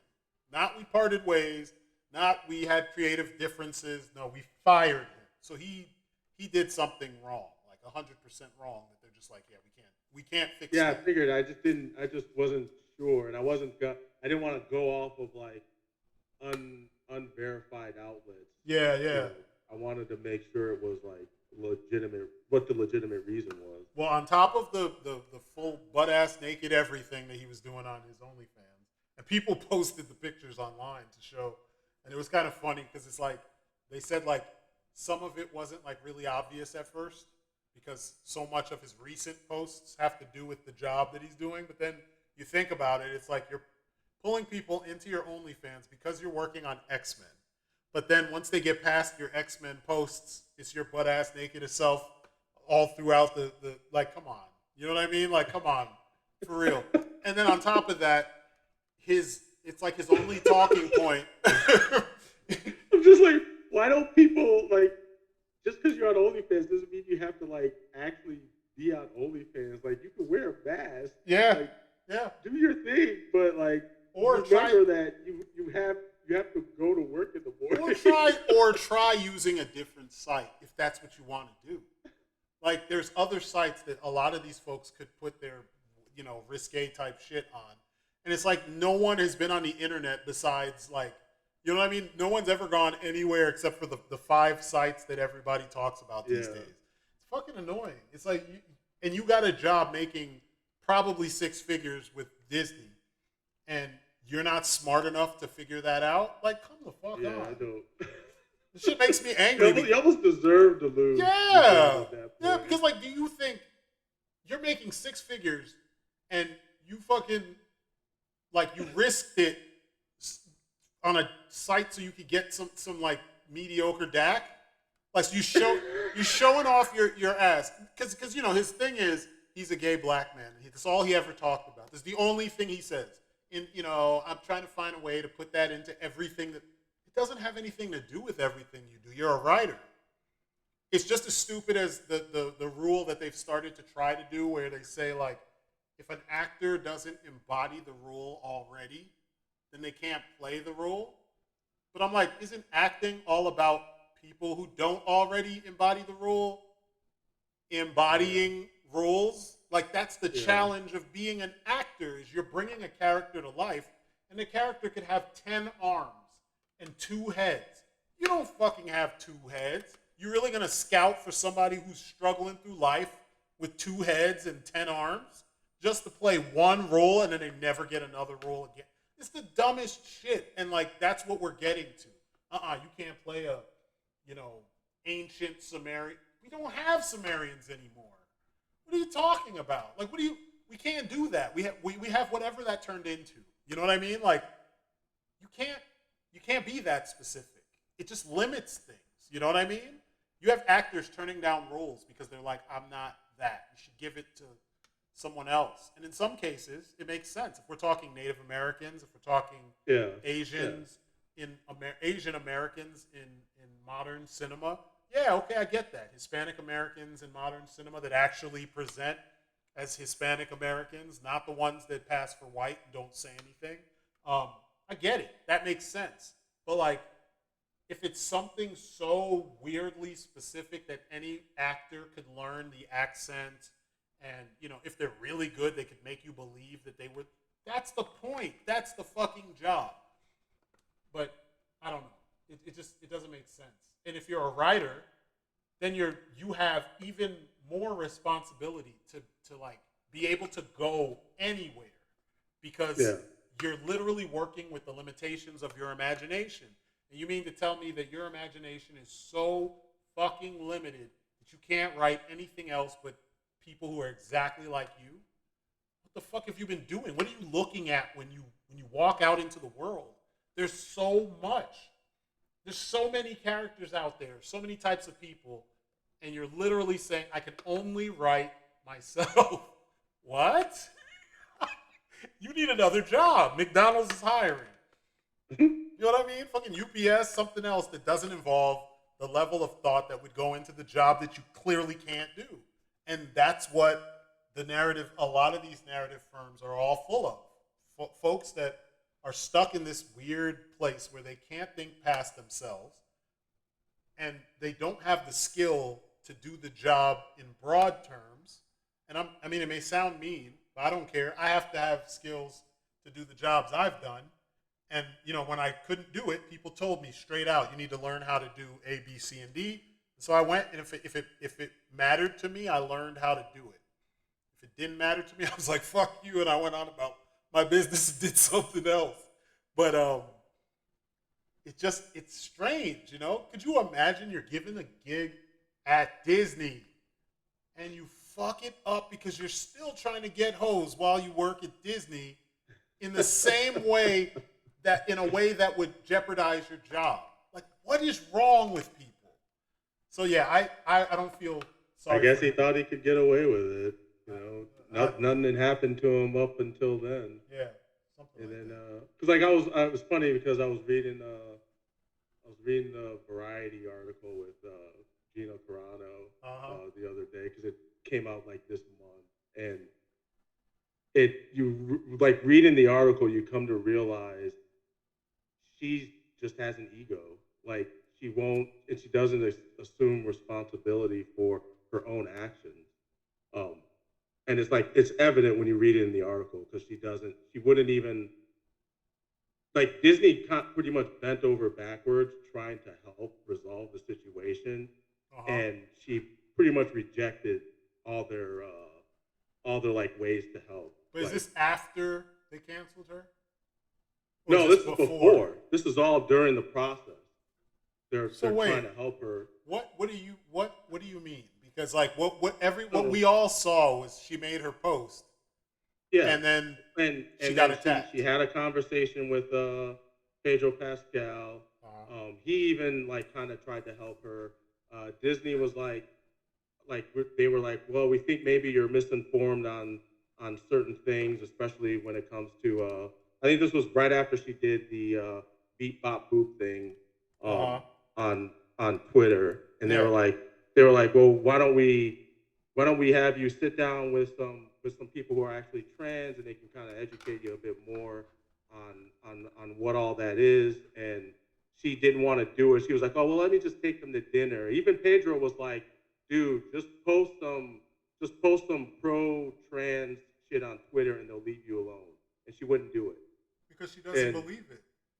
Yeah, and so does she have to? Are you saying that she has to, or she should? No, they're just saying like smooth it over so you can keep your job. I think that's what Pedro was pretty much saying. Yeah. Like just do it, and then you'll be okay. And she wouldn't do it, and they eventually had to fire her. Like I don't even know how she's gonna sue. I don't know what kind of case she has. I didn't bother looking into it all. I did see stuff, and I just was like, all I see is, again, everybody doesn't have to cater to everybody. Not everybody. I mean, you're black, I'm black in America, and we deal with this shit all the time. We go places, and people will make faces. People won't get out the way. Some people will be slow to serve, you know, when you go out to certain places. Yeah. And what am I going to do? I'm going to cry about it? I can't really do anything. This is the way it is. They live in America. They think that's what freedom is treating other people like shit based on something stupid. And, I mean, to some degree, they're right because it's freedom. I don't think it makes sense. It's dumb. That's the grounds. Like, you don't even know what kind of person I am. Well, you're going to do that. It's freedom for me, but not for thee. Yeah, well, I mean, because she wants the freedom to say these things, but then she doesn't want to face the consequences of those things. But why? No, the problem is, why is there a consequence for her not wanting to do this? She didn't.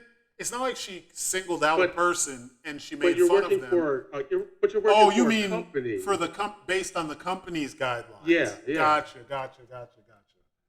Gotcha. Yeah, if the company says you have to, but I don't think the company says you have to, because I don't think everybody that works for Disney does that, and I think that's where the problem is. That's probably why she has a case, is because she doesn't. Everyone doesn't have to. That's not the edict. That was something that they just had started to do, and she didn't. She was firmly not on board. So the fact that they weren't telling her to. I mean, she was doing all that shit on her own. Like no they other weren't people, other people like Pedro Pascal and all the others, they started putting. That was when that thing was like beginning, where you're seeing people start putting their pronouns in their the headers on social media. Yeah, she didn't have to do. She didn't have to do the pronoun thing. She did that on her own, the beep bop boop thing, because she didn't. She didn't care for it. If you didn't, it's one of those things. If you don't care for it, because you notice like a lot of actors, like even ones that speak out. Like I've seen Mark Ruffalo post shit. Mark And Ruffalo is out of his mind, though. and but then if he goes too far, he has, and Disney will crack that whip. He was like, okay, so I stepped out of line a little bit here. I'm sorry. And I've been seeing that a lot with a lot of actors. Like they'll say what they need to say, though, but they say it within the guidelines of like not endangering their job. And then you have like, Well, I think then you have like people like Susan Sarandon who like vehemently spoke out against something and then was punished for it basically by losing by being fired by her agency or whatever. But I think what it is there are people who. It is funny because I was watching a video about it was about the dark side of Hollywood, and it was this dude who he was a like when the Vine stars were starting to cross over onto YouTube and starting to cross over into Hollywood. He was talking about a party that he got invited to, and he said like the invitation just showed up and blah blah blah. But essentially, it was one of those ones where they're going to make you do something humiliating and have you on camera, and then if you go along with it, you do all the stuff and you never talk about it, then your career blows up. But if you don't, then and you go, if you do the things but then you don't keep it hush hush, then your career is just going to fall apart. Or if you like Diddy, or if you ignore the stuff altogether, then you just will stay where you are. And he was talking about how he left, and he saw things happening that only he would notice, like the shifter on his car being changed, food in his house being like stuff that he was talking about going to get showing up in his house in his fridge, and he didn't buy it. Little things that he put in a place being moved, like he said, the batteries in his his remote. He used it the night before, and then in the morning when he went to use it, the batteries were flipped, where the positive was in the negative and the negative was in the positive. You know what I mean? It was flipped in the reverse. Yeah. And he was just talking about how like they're doing things that would, if he told the cops, it would seem like he's got problems. It would seem like he's schizophrenic or something, because only he would notice this stuff because it's his apartment, it's his shit. But the overarching point that I'm getting at is all of these folks who, when they're told, do a thing by whoever they work for in Hollywood, a lot of them do it because that's the culture. The culture is, we're going to go to this fucked up party where everybody's going to, I don't know, fuck a goat and do it on camera. You know what I mean? Like some weird shit. And everybody just does it because that's Hollywood. And she's a fighter. So she clearly didn't just get handed the ability, you know what I mean? Like the role in UFC. She had to actually fight, make weight. She was pretty good too. So like, she's not the type of person who, when you put her in that space, she's just going to bend over and take it because Hollywood says so. Fighters typically aren't those people. Look at fucking Conor McGregor. Any space you put him in, he's the same fucking guy. He can't shut up to save his life. And that's who he is. He's always going to be the tall nail that keeps getting hammered down. It's just you can't really hammer him down. He's like crooked and shit. And you'll just move and weird. Like, he's that guy. I think what it boils down to with her is she's an example of the problem with this seemingly mass acceptance of this stuff, and you're not doing it with other stuff. Like it's not all the things. It's not like um, fairness for everybody. It's fairness and special rules for a certain group of folks. Women still have some stuff that they need. Other races still have stuff that they need in America, but you're like ignoring that because right now this is the thing they want to focus on. I think that's the problem. You're going to have people who are going to be like, what about all this other stuff? Fuck you. I'm not going to do it because you didn't, like, you left us hanging in these situations. You didn't bother to, put this kind of effort into that. I had to fight through that shit. So fuck you. I'm going to continue to do what I do. She just did it in a nicer way, and they still don't like it because they're the people with the money. They're like, yo, we're paying your bills right now. So well, I mean, posting anti-Semitic tweets isn't. Oh no, I didn't. I'm not talking about that part. I'm talking about, and I don't even the anti-Semitic thing. What I remember her saying is that they're like the Gestapo during. She said something like that, like they're the Gestapo there was Nazi Germany. There was a meme she posted that was clearly anti-Semitic. Like it was a tweet it was a meme she posted. It was about how Jews run everything and shit. And if you saw the image, it's like, yeah, that's no bueno. And What I think was the Like, image? I didn't see it. I didn't know about all that. it was like I usually don't care. People sitting on a chessboard, and the chessboard is being held up by other people, and it was in the way the context just was not. It clearly was not good. Like I would like if you saw it, you wouldn't post that shit. But what's weird? Even without having to worry about your job, it's just one of those things that you shouldn't do. And she did it anyway. I don't know. And I mean, you have that choice to do it, but once again, you have to face the consequences, especially if that company has had a history of anti-Semitism that they don't want to have it keep being brought up. That's like one of two other semi-anti-Semitic tweets that you posted. I don't know though, and because like what I don't like do something because she's not listening. What I think is bullshit is did you take history of film? Yeah, I had to. Yeah, you were time based. So who built Hollywood? I know where you're going. No, I'm not going anywhere. I'm stating facts because this is the problem. This is the problem with today's weird, like, rules for thee but not for me type bullshit where they want to pick and choose what they. I get it. This is the stance they chose to take. But is because other people have said stuff, and then of course, like, Kanye took it to the fucking extreme, and it was like, dude, calm down. Like, you had a point, and then you went off the deep end and fucked it all up. If you've seen documentaries about the rap industry and the music industry in general, you've seen so many things in the entertainment industry, and these folks show up in those things. Everybody points to these folks as the guys being in charge, but then if you say that on Twitter, of all places, X, if you say it on X, you get in trouble.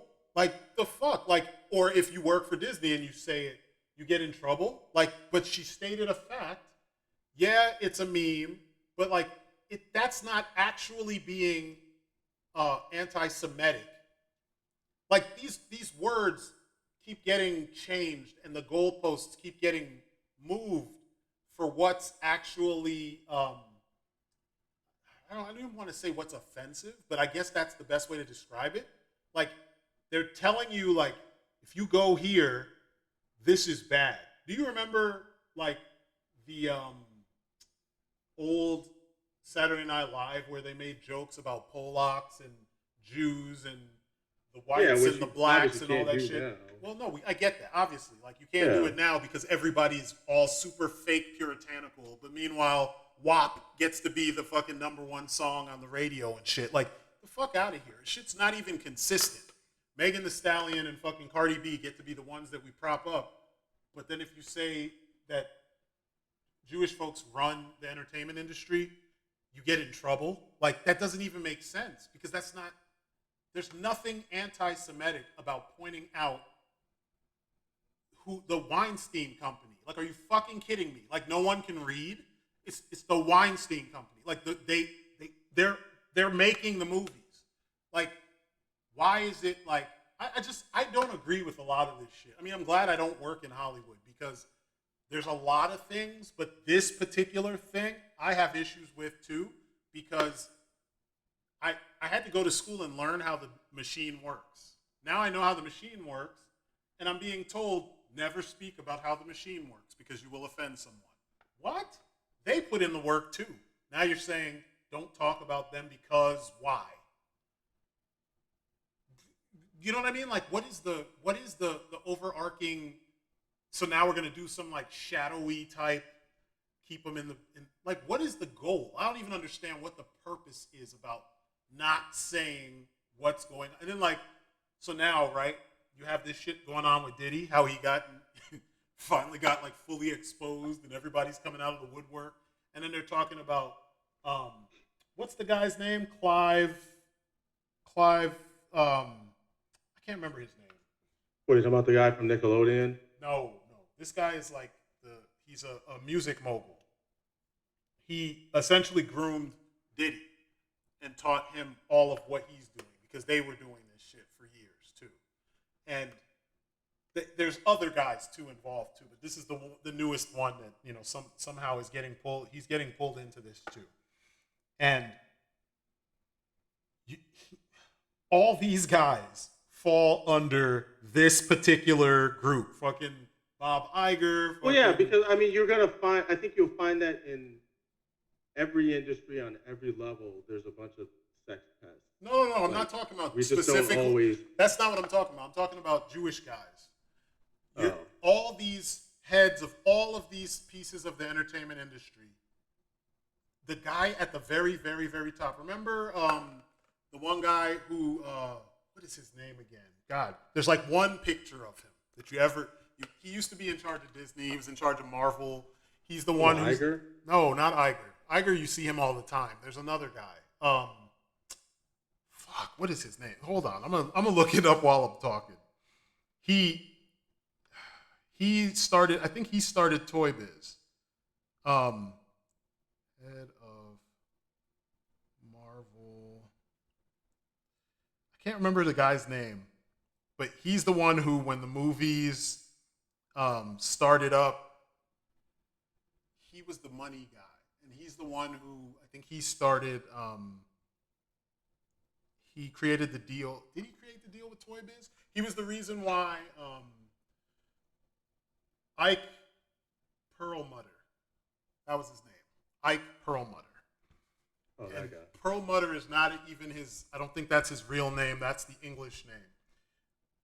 He's another one of these guys, like Haim Saban. Like, all these cats exist, and we're supposed to just pretend like, wait, they're not doing the job that they do, and they haven't been in the position that they're in since the beginning.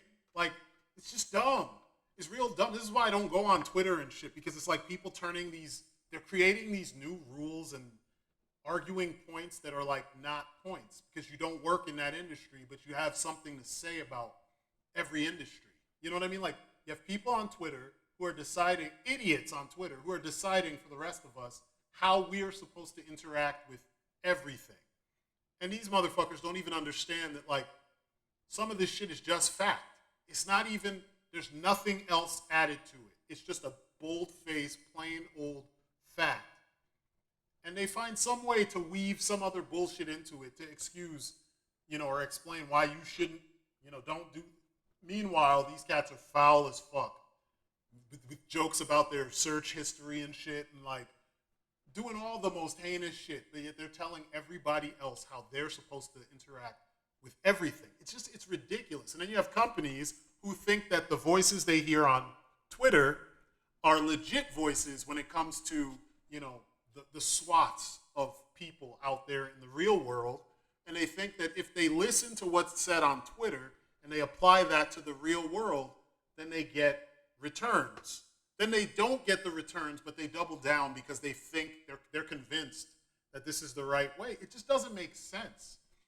You know, even going back to what we were talking about with the video game stuff, like it doesn't make sense. You're listening to this small minority in comparison to, you know, all the people on the planet, you know, in all the different countries. You're listening to these idiots in the town square yelling about things that aren't actual problems. I mean, there's some people on there who are talking real issues, but you know that the demographics are skewed in the direction of idiots. And everyone's like taking these idiots seriously. I don't get it. Like, what do we gain from taking our lead or following the lead of idiots? I mean, do you believe what you like often hear on Twitter? Well, I don't really go on it that much. And or what comes from Twitter, I should say, because I don't go on there at all. And I just no, I mean, there's a lot of just, it's like YouTube. There's a lot of shit, and that's all that's at the top.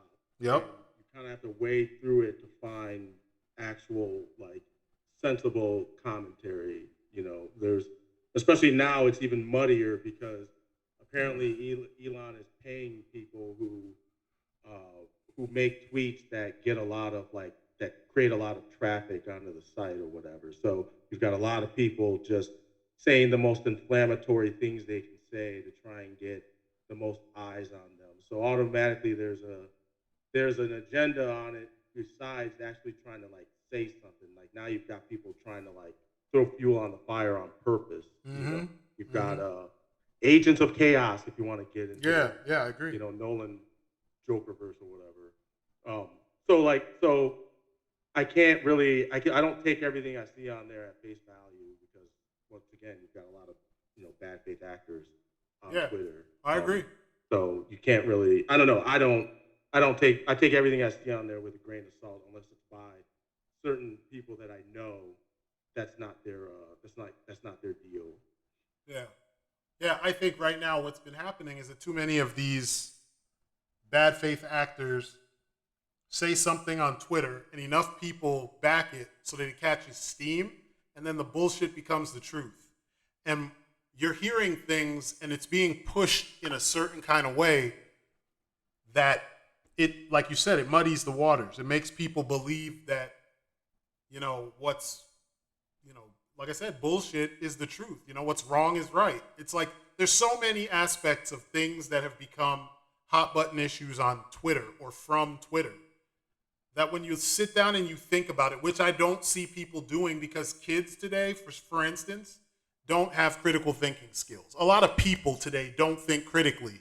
And that's why a lot of this bullshit, this town square nonsense gets to, like, gain traction because people don't sit down and spend some time, mull the shit over, think about it, and then move forward. You know, you hear all kinds of stupid stuff. Like, remember when they said Karen is the same as the N-word? I'm like, are you out of your fucking mind? Like, what, how, and on what planet, in what dimension were Karens getting strung up if they were out after dark or some shit? You know what I mean? Like, get the fuck out of here. There's no comparison. And I've heard other words and stuff, or like the fucking first year philosophy students or social studies. You say that, but that's going back to Carano. That's one of the things she said was, like, being a conservative nowadays is like being a persecuted Jew, and it's like, no, that's not. Yeah, I mean, yeah, we can argue that. That's different. Argue it. You know what I mean? Like, be like, yeah, that's an extreme analogy, but. I mean, it's not anti-Semitic because she said that. That's how she feels. She's wrong, but it still feels extreme that's the point of the statement. You know what I mean? Like, it feels like you're being treated like these other folks who were being mistreated in their time. Like, everyone with half a brain can get what she's trying to say. She just chose a really bad, or it's like a extreme analogy. And it's not a good analogy, but it gets the point across. I mean, how many rap songs have you listened to in your time where the analogy is worse than that? and everybody got what was being said, and nobody got persecuted for it. And these are rappers who literally admit to selling drugs and killing folks, and we can listen to them, but we can't listen to an ex MMA fighter, female MMA fighter, kind of explain that she don't feel, good being treated the way she's being treated for her views. I mean, conservatism in general, and I don't mean like political conservatism. I'm talking about just being a conservative human being in this day and age gets treated like you did something wrong. But that is what she was talking about, was being politically conservative. Politically conservative? Okay. Yeah.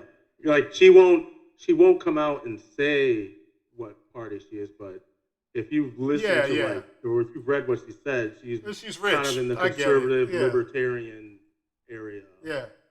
But do you see what I'm saying though? You have people who can believe what they want to believe, and they're fine. They can even be propped up. But if she doesn't want to believe what they believe, she has her own set of beliefs. She's wrong. She's not free to do that. But they're free to do what they do and tell her she's wrong to do what she's doing. It's the same America, right? Well, it doesn't make sense. You're gonna have people who are gonna react like super. They're gonna overreact to it. Exactly. And you're also gonna have people who are gonna break it down for you and explain, like, hey, that's wrong because of X, Y, and Z. You probably shouldn't say that. Now, you can either choose to say, like, okay, yeah, I see what you're saying. That I can see where that's an extreme take, and it's not entirely factual. Is she from the East Coast? And then acknowledge it, but do what? Is she from the East Coast? Where's she from? I'm about to say, because she's from Nevada. Okay. Like, her parents are, I guess they own casinos and shit. Okay. So she's got money. Okay. I was going to say, I'm from the East Coast, and so much of this is bullshit. Like, so much of this, I've grown up listening to adults say some fucking mean-ass shit. Like, mean shit. I've heard heinous jokes and everything, and everybody, even the kids, know it's a joke. We don't move on it. We don't take it seriously. We all know when you hear the cab driver telling some really off-color joke, we all know it's a fucking joke. It's fucked up on one level, but it still has its humor in some cases. We're not sitting here like getting offended for the sake of getting offended. It doesn't help. It doesn't do anything. Yeah, obviously it's not nice because it's an off-color joke. That's the point. But like, you know what I'm saying? Like, Yeah, but it echoes what a lot of other people are saying. That's fine. Now that it becomes the norm, even if it's not true. What? Wait, what echoes? What become?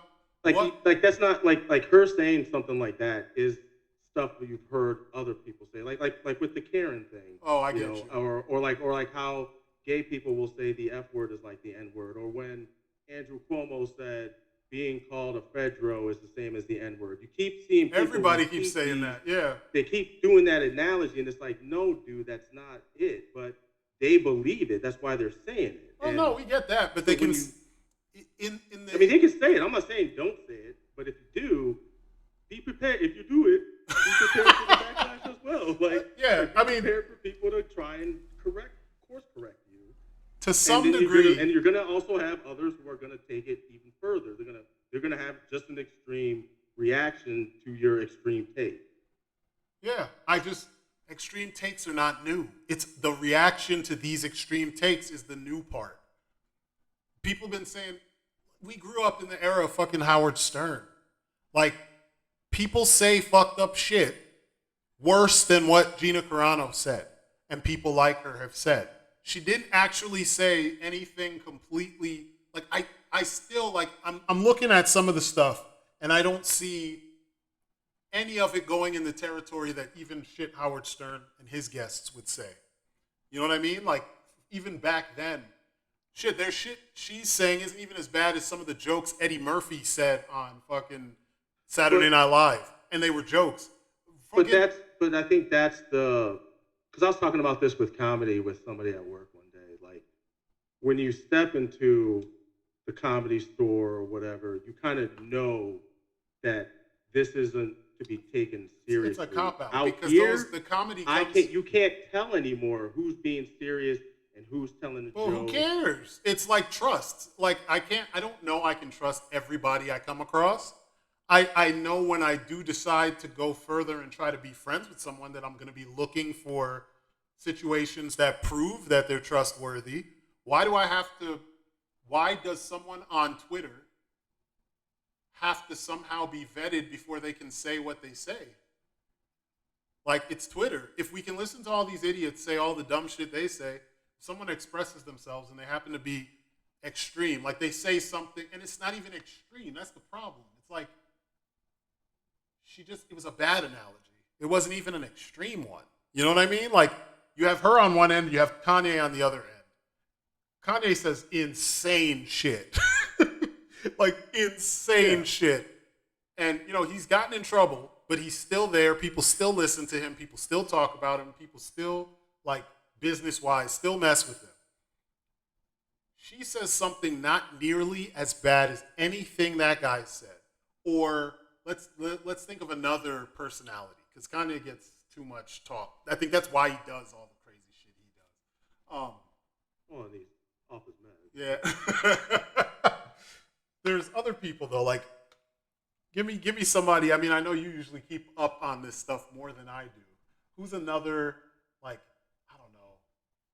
I'm trying to think of shit. There's Asian comedians that say crazy shit all the time. Well, yeah. I mean, there's and all the stuff that Chappelle has said, like, yeah.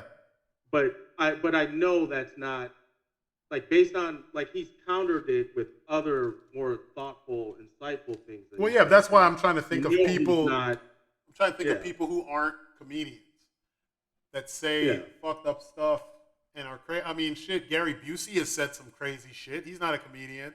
People just are like, he's crazy. He's also had a severe. They're like, he's crazy, so they just let him say all the crazy shit he says. Freaking Seth Rogen has said some weird shit, and people are just like, it's Seth Rogen, he smokes too much weed. Like, it's all these people say stuff, and they get away with it, and people understand that, like, it's talk for the most part. Who gives a shit if they believe the dumb shit they say, good for them. It doesn't impact you. He's saying something, it's just like racist people. They can say all the racist shit they want, and even in the case of racism in general, some of it can impact you because they could egg someone else on to do the things. If they're talking about doing bad things to people and it's racially motivated, they could egg someone else on to do some of that stuff. But for the most part, though, we know people say racist shit all the time, and a lot of times they're just saying it. They shouldn't. But, like, you've lived long enough to hear it and know this is one of those dumbasses that's going to say some racist shit. Shit in college. How many racist jokes did you hear before you graduated college? How many times did we go to the bar and they say, you're not easily offended, are you? And then they tell you a racist joke about black people to your face. It's people do this shit. It doesn't mean they're all going to act on it. And you know when they're going to act on it because you know the vibe when someone is actually crazy and they actually will go about doing what they're doing. So I can't. I mean, maybe that's what it is with Toronto's case. Maybe they don't know. And you only know. She hasn't done anything. Like, the problem is a lot of people do what they like. People don't like. I don't even want to talk about politicians, but they don't like the orange because he said stuff and he's done it. And then he's admitted, he doubles down on what he's done. And people are like, that's fucked up. And he's like, I don't care. And you'll listen to me tell you a story about something else fucked up that I did. And he still gets all the cooperation.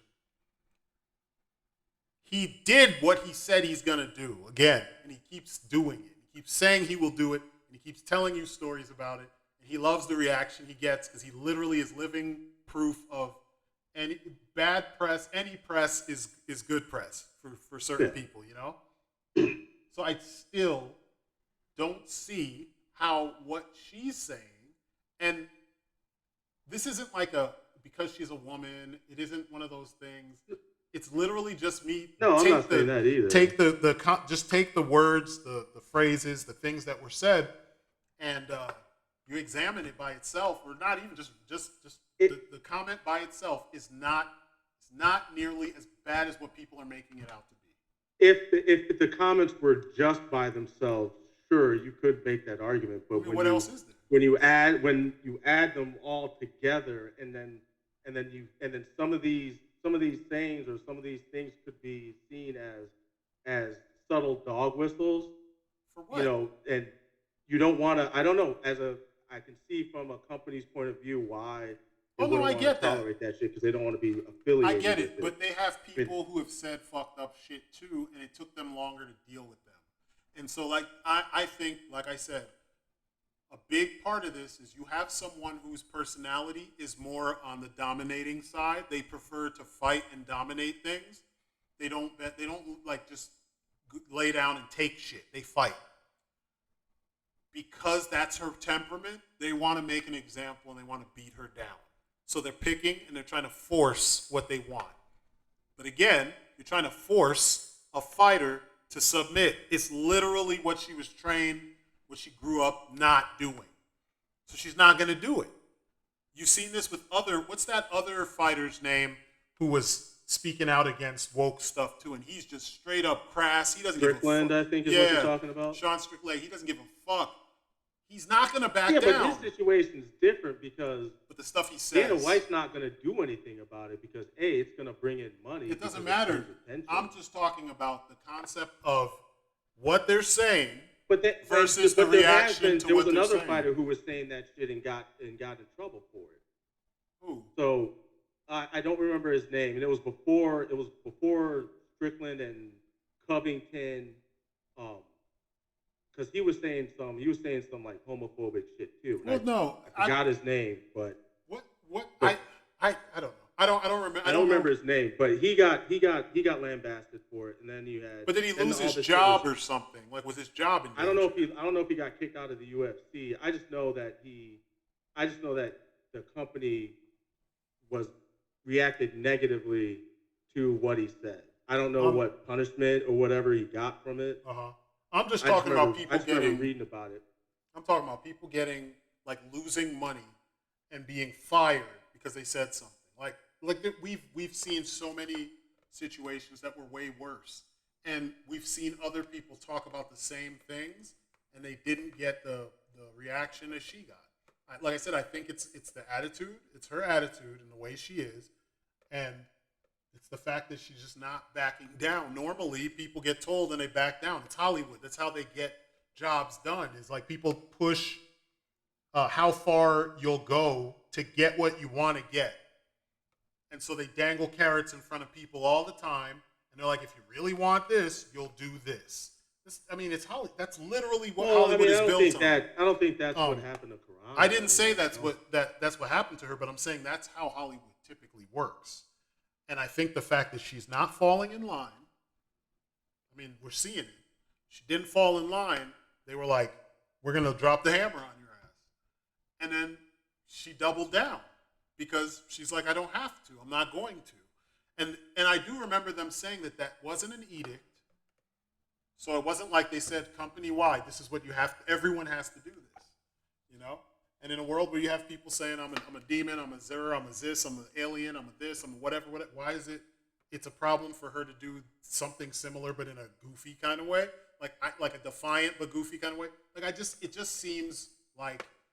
Once again, that's on top of everything else. Like I said, on its own, I don't think it would have been in the news for like a couple days, and then everybody would have moved on. But it kept happening, and to a point where they finally. She did this. Like, she did this way more times than just those couple times, 2 or 3 times that they. Yeah, I mean, she had the tweets, the bleep bop bloop, the memes that she was posting. Like she had posted what is it? God, I can't even read it because it's. It's fine. It's not. We're not that kind of. This isn't that. It was kind of all channel. this. She was making these and she also posted which I don't care if you want to post stuff about the election being stolen. Okay, fine. It doesn't make it true. And once again, that by itself, it wouldn't be a big deal. But like I said, it was all of this shit together, and them talking to her about it, like, hey, like ease up or whatever they talked about behind the scenes, and then them, and then still her not either not. I mean, you can just shut the fuck up. Like you don't like you because like I think you can have your opinions or whatever, and she you didn't care. know the shit's not popular, which is why you kept going. She didn't And care. then when they did something about it, then you were like, oh, I can't believe they fired me, blah blah blah blah blah. What did you think was gonna fucking happen? Like she literally was like, I didn't think they were gonna do it. And I'm like, really? You didn't think they were gonna do it? Like after all that shit you posted? I don't know. And then you're like, and then you talk about like, oh, I was in a really bad place and blah blah blah. Oh, they before always Ben say Shapiro that. called me. They always I was say like, that. you can't play the victim when you were doing shit that you knew was gonna get you in trouble. And that's They something always I say keep shit seeing. like that. Yeah, and that's the shit I keep seeing. Like you can't. I don't know. I'm tired of that shit. And you can't like. And once again, if you're a fighter, you lose a fight, you have to accept the fight. You have to accept the defeat. You can't sit there and say, and you see other fighters do it. Well, like, well, he didn't. They don't want to assume that they fucked up or that they got caught. They want to come up with excuses as to like why they lost, and not just because hey, that guy was just happened to be better that day, or he caught you slipping and took full advantage of it. And that's kind of what she's doing. And I'm just and I've seen too many people on that side of the aisle pull that shit because they feel like they should be allowed to say and do whatever they want, and then I don't know. and then not catch I feelings think when, if you when, go back when the and backlash comes. if you go back and read a lot of what she said, and she justified it with historical context. I don't think a whole bunch of this was as bad. And like I as said, what those things that she said, others who are bad faith actors have used those same examples, which is why I say it could be read as a dog whistle for other racist and anti-Semites. Sure. And that's and I could see why Disney did what they did because they don't want to be affiliated with that shit. I guess. So I mean, yeah, it makes sense. But I just think I still, like I said, and I firmly feel like it's getting to ridiculous points. Words don't mean the same things that they always did, and we know words evolve and language evolves, but the meanings, you add things to words, you don't take away. So like if a word meant something, you'll see like almost like an addendum where they add on, like it also means blah blah blah blah blah. Our speech is being policed. Like you can't call a hoe a hoe. The people doing the wrongdoing are policing our speech because they feel bad because they chose to do something they shouldn't have done. What the fuck? What happened to being ashamed of yourself for doing shit you shouldn't do? If you know you shouldn't do it, when you get shamed for doing it, that's the point. That's why it exists. But no, in today's climate, they get to decide how you're supposed to take what they put out into the world. That's not how it works. That's not how it works. If you do something wrong as an adult and everyone can see it, everyone gets to react how they're going to react. So you can't control the reaction. You can't tell me now if you do hoe fucking, you have hoe tendencies. You even do the job of being a fucking professional fucking whore. And then you tell me I can't call you a hoe because it hurts your feelings, then fucking do a different job. No one told you to do that. You chose to do it.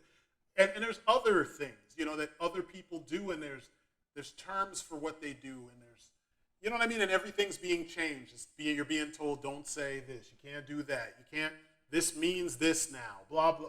It's just stupid. It's not helping. You got dumber kids now than we've ever had. All the schools are failing because of all this nonsense, but the core shit that you're supposed to be actually focused on is not being focused on. You know what I mean? Not en masse like it used to be. Funding is being cut from schools. I mean, there's so much shit. And I know this isn't what we usually talk about, but this is all shit that, like, with me having kids, and I have a small kid. The stuff we do talk about, like yeah, the games and shit. Yeah, like with me having kids, and I know many people that listen have kids. You got to deal with this stuff. A lot of people are choosing to homeschool their kids because there's too much weird, stupid shit going on, weird types of bullying and stuff like. There's a whole bunch of problematic shit going on. That's like legit problematic. It's not the shit that overly sensitive people would find problematic. It's shit that is actually causing problems. Yet people have time to be offended at fucking Exu tweets and shit. Like, it's just dumb. You know what I mean? Like, it's fucking dumb. It's like the wrong people are following the wrong things, and somehow those things are catching steam. They're taking like flight, but the points that are leading to our demise are not.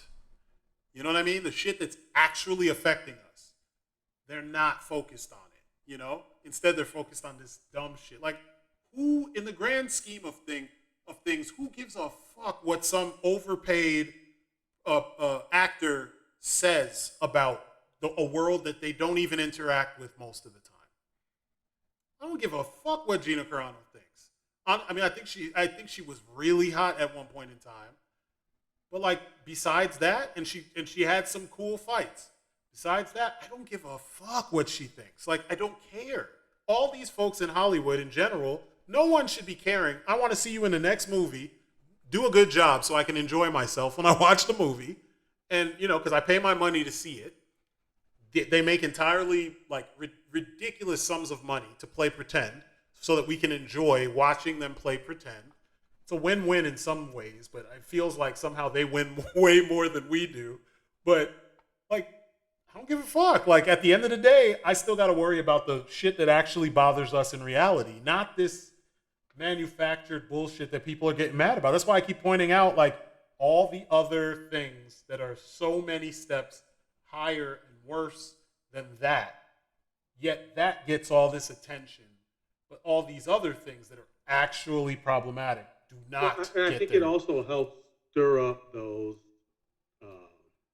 It's the those division. that are already radicalized. Yeah. And then those radicalized people then turn around and try to affect policy, like what you were saying with the schools, you know, because you have like Moms for Liberty and Yeah. various other organizations that are trying to change how our schools are ran and turn it towards Whatever the flavor towards of the month is. a theocratic society that's with the underlying tone of racism.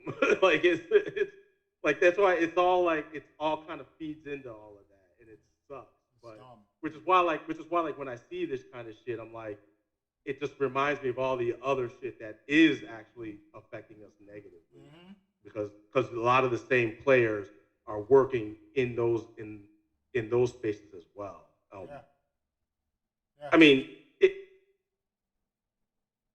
true. You still there? yeah, Oh. yeah. You were like you got real quiet. Oh, no. I just said yeah. I said yeah. Right. But I don't know, man. The shit frustrates me because it's like, man, there's so much shit that like it's becoming. People are paying so much attention to these things. Meanwhile, it's kind of like what we were talking about when we were talking about Helldivers and how people didn't, or Helldivers 2, how people didn't realize, they don't realize that it's all satire.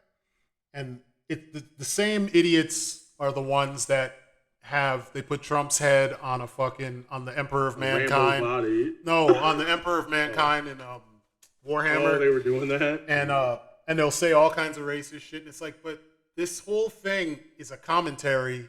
I mean, it's goofy and you get to play in it, but like the Emperor, I mean, the what's the word? The Empire of Man is not. They're not the good guys.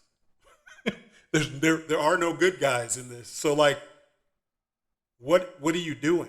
Like, how do you play it? How do you get involved? How do you learn the lore, and then not see that they're blatantly telling you, yeah, like almost everybody in there is pretty bad.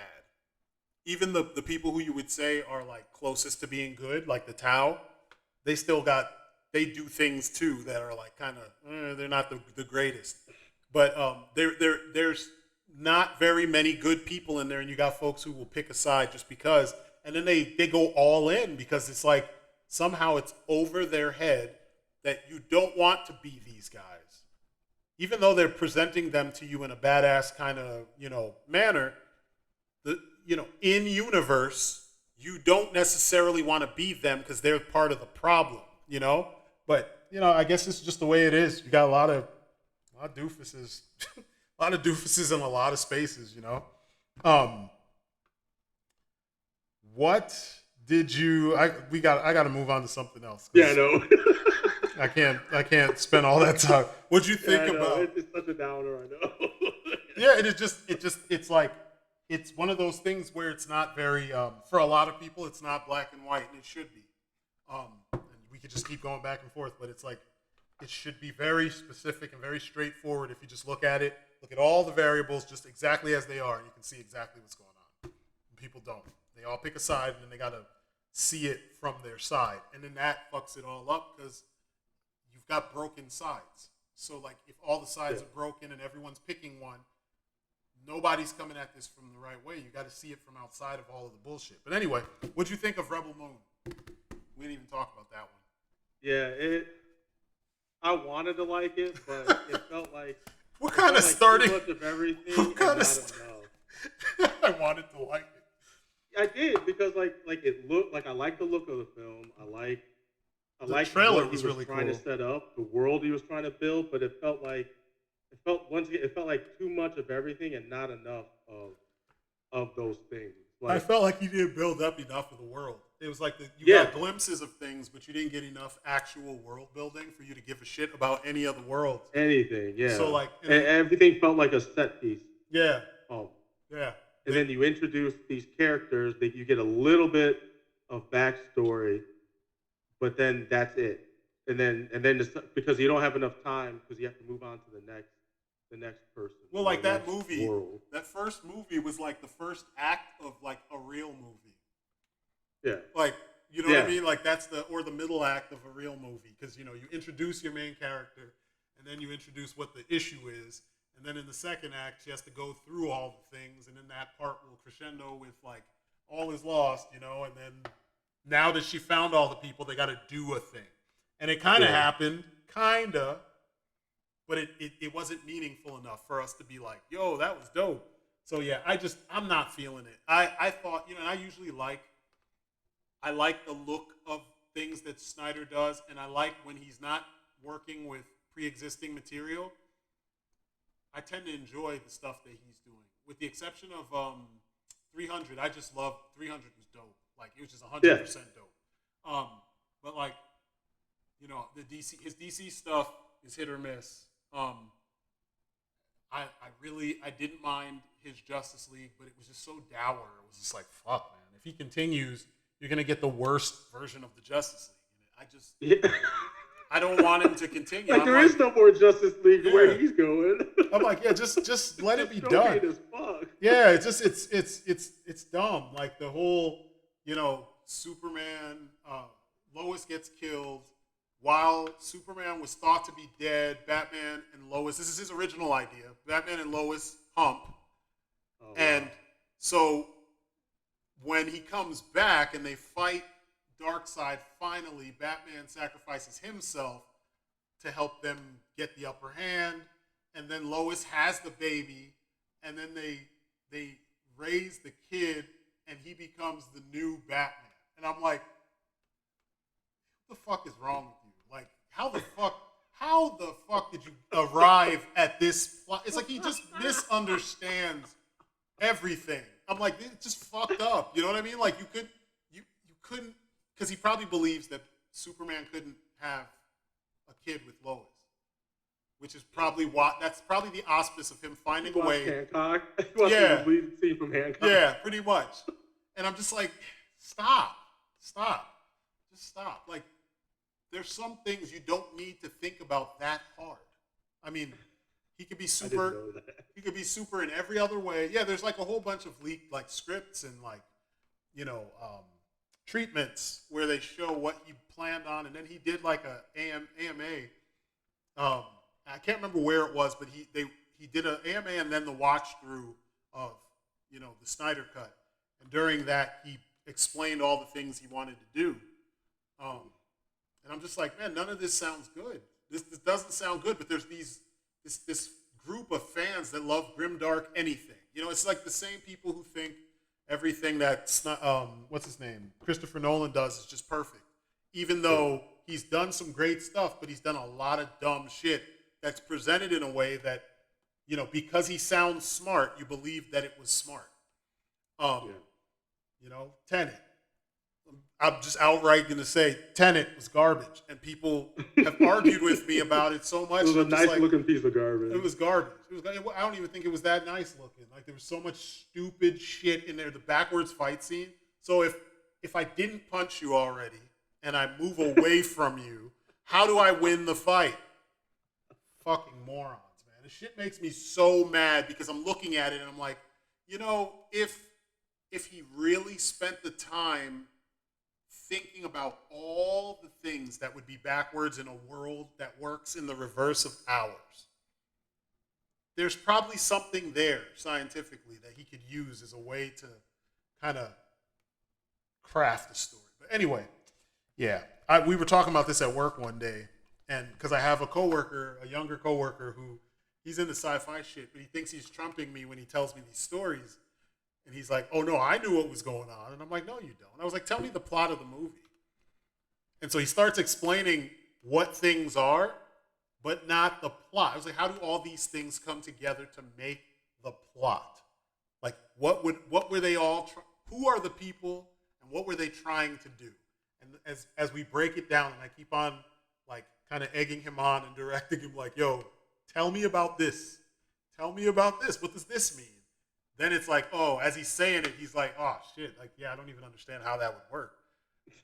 And they don't tell you how it would work either. You're just supposed to believe because people with accents say stuff in a very low tone that you can barely hear. So it sounds smart. And just fuck that shit, man. I'll stick with my him peeking at Inception. Inception was okay. It wasn't bad. I think the Prestige was his best flick. And I'm good. I just say Inception because everybody loves that movie, and I was like, Paprika did it better. But. Yeah. A lot of stuff he does is always like the emotionless, joyless version of like something someone else did. But because I think the Prestige dealt with magicians and magic and stuff, there was some joy there because there's an element of magic, not magic. I guess it's magic. Like you feel like, it's real magic, even though it can be explained. Yeah. So yeah, I think he indirectly pulled that off, or the actors pulled it off for him because they understood the assignment. Whereas in other stuff, it kind of doesn't. It doesn't work like that. But yeah, Rebel Moon. What else? Did you see Argyle? Yeah, I did. What'd you think? People hated that movie. I didn't think it was bad because I didn't think it was that bad. It kind of got spoiled. Like it kind of got spoiled for me a little bit. Like when I found out it was part of the whole Kingsman like world, which I still would have been on board even not knowing that, just because. But how would that spoil it for you? Well, no, I just mean like that got revealed. Like it would have been a nice treat to like find that out at the end, like you were supposed to. Well, I mean, and then it would have added to like why this world works the way it does. Well, it's Matthew Vaughn. They told you that in the trailer. They said from I know, but I didn't know it. I didn't know it had to deal with that. So I didn't know it was linked at all. Nothing about it felt like it was part of that world. It was spies. Are you kidding me? It was mod spies. Are you serious? I didn't think about it. Oh my god! The thought never occurred to me. Wow. I know. Usually, I wasn't thinking about it like that because of the premise of how like everything she writes is coming true. I thought it was going in a totally different direction. No, I knew from the minute they showed spies and Matthew Vaughn, I was like, this is gonna be Kingsman. It's gonna have something to do with Kingsman. Because plus, I was expecting an actual like sequel for Kingsman. Oh, we're gonna get one. He says he's still got one more in the chamber, but yeah, I figured it had something to do with it. From the minute I saw spies and you see some of the set pieces and the absurdity of some of the scenes. That's why when people were judging the movie, I'm like, you guys are judging a movie that takes place in the Kingsman universe harshly. Like the movies, it's like when it comes to suspension of disbelief, that's the bread and butter of those films. It's the old school spy films where you don't take shit completely seriously. You just take it at face value within the confines of the world that it's in. If people can do some of the things they do, then all this shit, it's at home. It's perfectly at home. It's perfectly. He's explained it. You know what I mean? Even the twists and then the twist within the twist. It's making fun of. I mean, I guess when a lot of your viewers are younger, they're so young that they've never actually seen those kinds of movies that are being referenced. I can see where some of the people just are like, fuck this, I don't like it. Whereas, like, for us, we grew up with, like, we saw Roger Moore play Bond. We saw other movies that were inspired by those Bond movies. You know what I'm saying? So, you know, we saw Spy Hard. You remember that shit? The Leslie Nielsen movie? Like, so we know, like, there is a piece of that is in here, in these films. So, because people did the same thing with The Golden Circle. They bitched and moaned about how dumb the movie was and blah, blah. And I'm like, it was G.I. Joe. It was like goofy fun, globe-trotting fun. The fucking statesmen, and they're all country and shit with shotguns and fucking bolos and six-shooter. Like, get the fuck out. How do you think that's, like, I don't know. Like, it felt like it. That movie, particularly to me, felt like a video game. Yeah, or a cartoon, like an old 80s cartoon. Like, I don't know. I don't know how it is that, other than what I just explained, I don't know how you could watch it and think that this was, like, serious, like House of Cards serious. You know what I mean? Like no, it's not that world. This is different. This is a world where, you know, John Rambo, or actually this isn't even John Rambo. This is the sequel Rambos, not the original Rambo. Because original Rambo was just a real guy, a regular dude who was real good at stuff. Whereas the sequels, he was just in insane situations. It was a straight up action movie. Yeah. Like, and that's like one man versus an entire army. Yeah, which is another franchise that people get wrong. You know what I mean? Like, the first one is not what people think it is. And a lot of people never watch the whole thing, so they don't know. They've only ever seen a clip from one of the other 4 movies, or 5. It's 4 movies, right? No, 5. It's 5 movies because they did Last Blood. Yeah, the last one wasn't very good. Ooh, it was not very good at all. Ooh. But let me think. What else? I'm trying to think of. I'm trying to grant the one wish that so and so had. I have to we did do a video where we talked about some other comic book movies, and I didn't post it. I totally forgot that we did it. It got lost under other shit. So I'm gonna post that probably after we finish this, and then I'll post this. So you'll get 2 off our brains this month, or maybe I'll just have it set for next month. We'll see. I know, right? But we talk about Blue Beetle, and we never talked about Wakanda Forever. No, I don't think we did. I did a video of it, and I was going to put it up on Patreon, but I was getting disenfranchised with Patreon. That was around the time where I was kind of like, yeah, I'm gonna shut that shit down because it was fucking painful.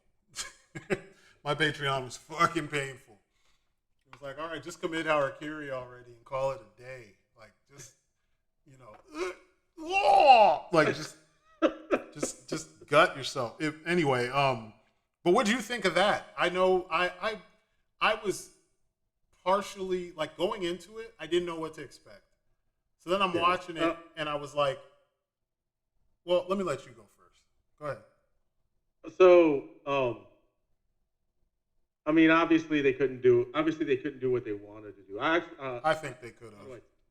I think they could have. I think they just weren't imaginative enough. I like how it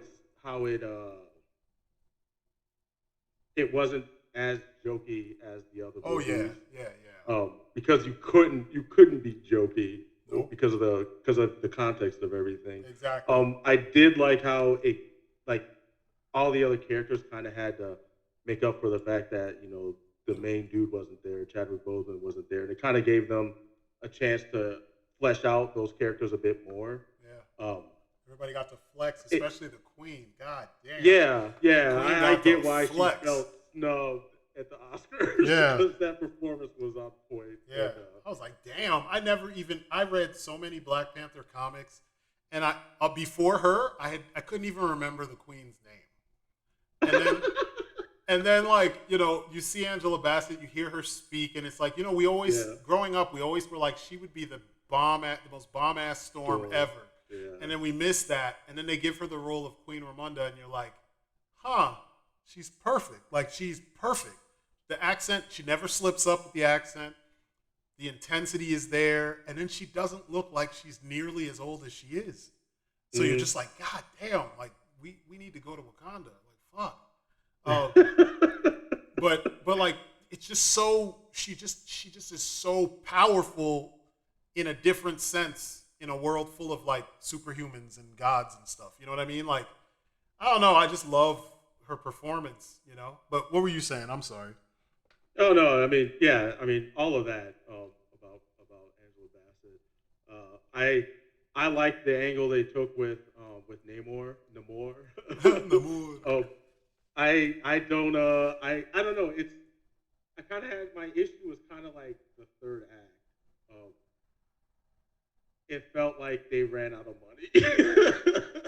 With what? With like they only had like the Wakandas only had one ship. I was like, you went to war with an entire nation with one ship. Like I feel like they would have had a whole fleet.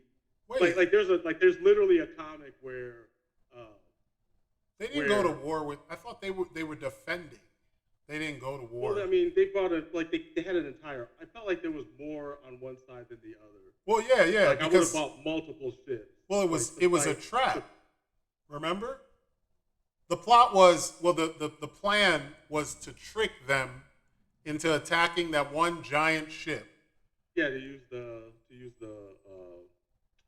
so they could their get secret weapon that was on the ship. That was on the ship, yeah, because that was the whole point. I still would have used more than one ship. Yeah, for the sake of a spectacle, yeah, I get you. I would have bombarded them with that shit. But. Yeah.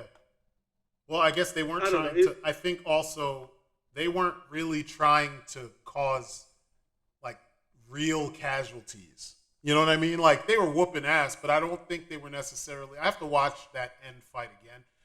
It looked like they were punching the shit out of really strong people, but they weren't killing all those folks. You weren't seeing a bunch of blood, if I remember correctly.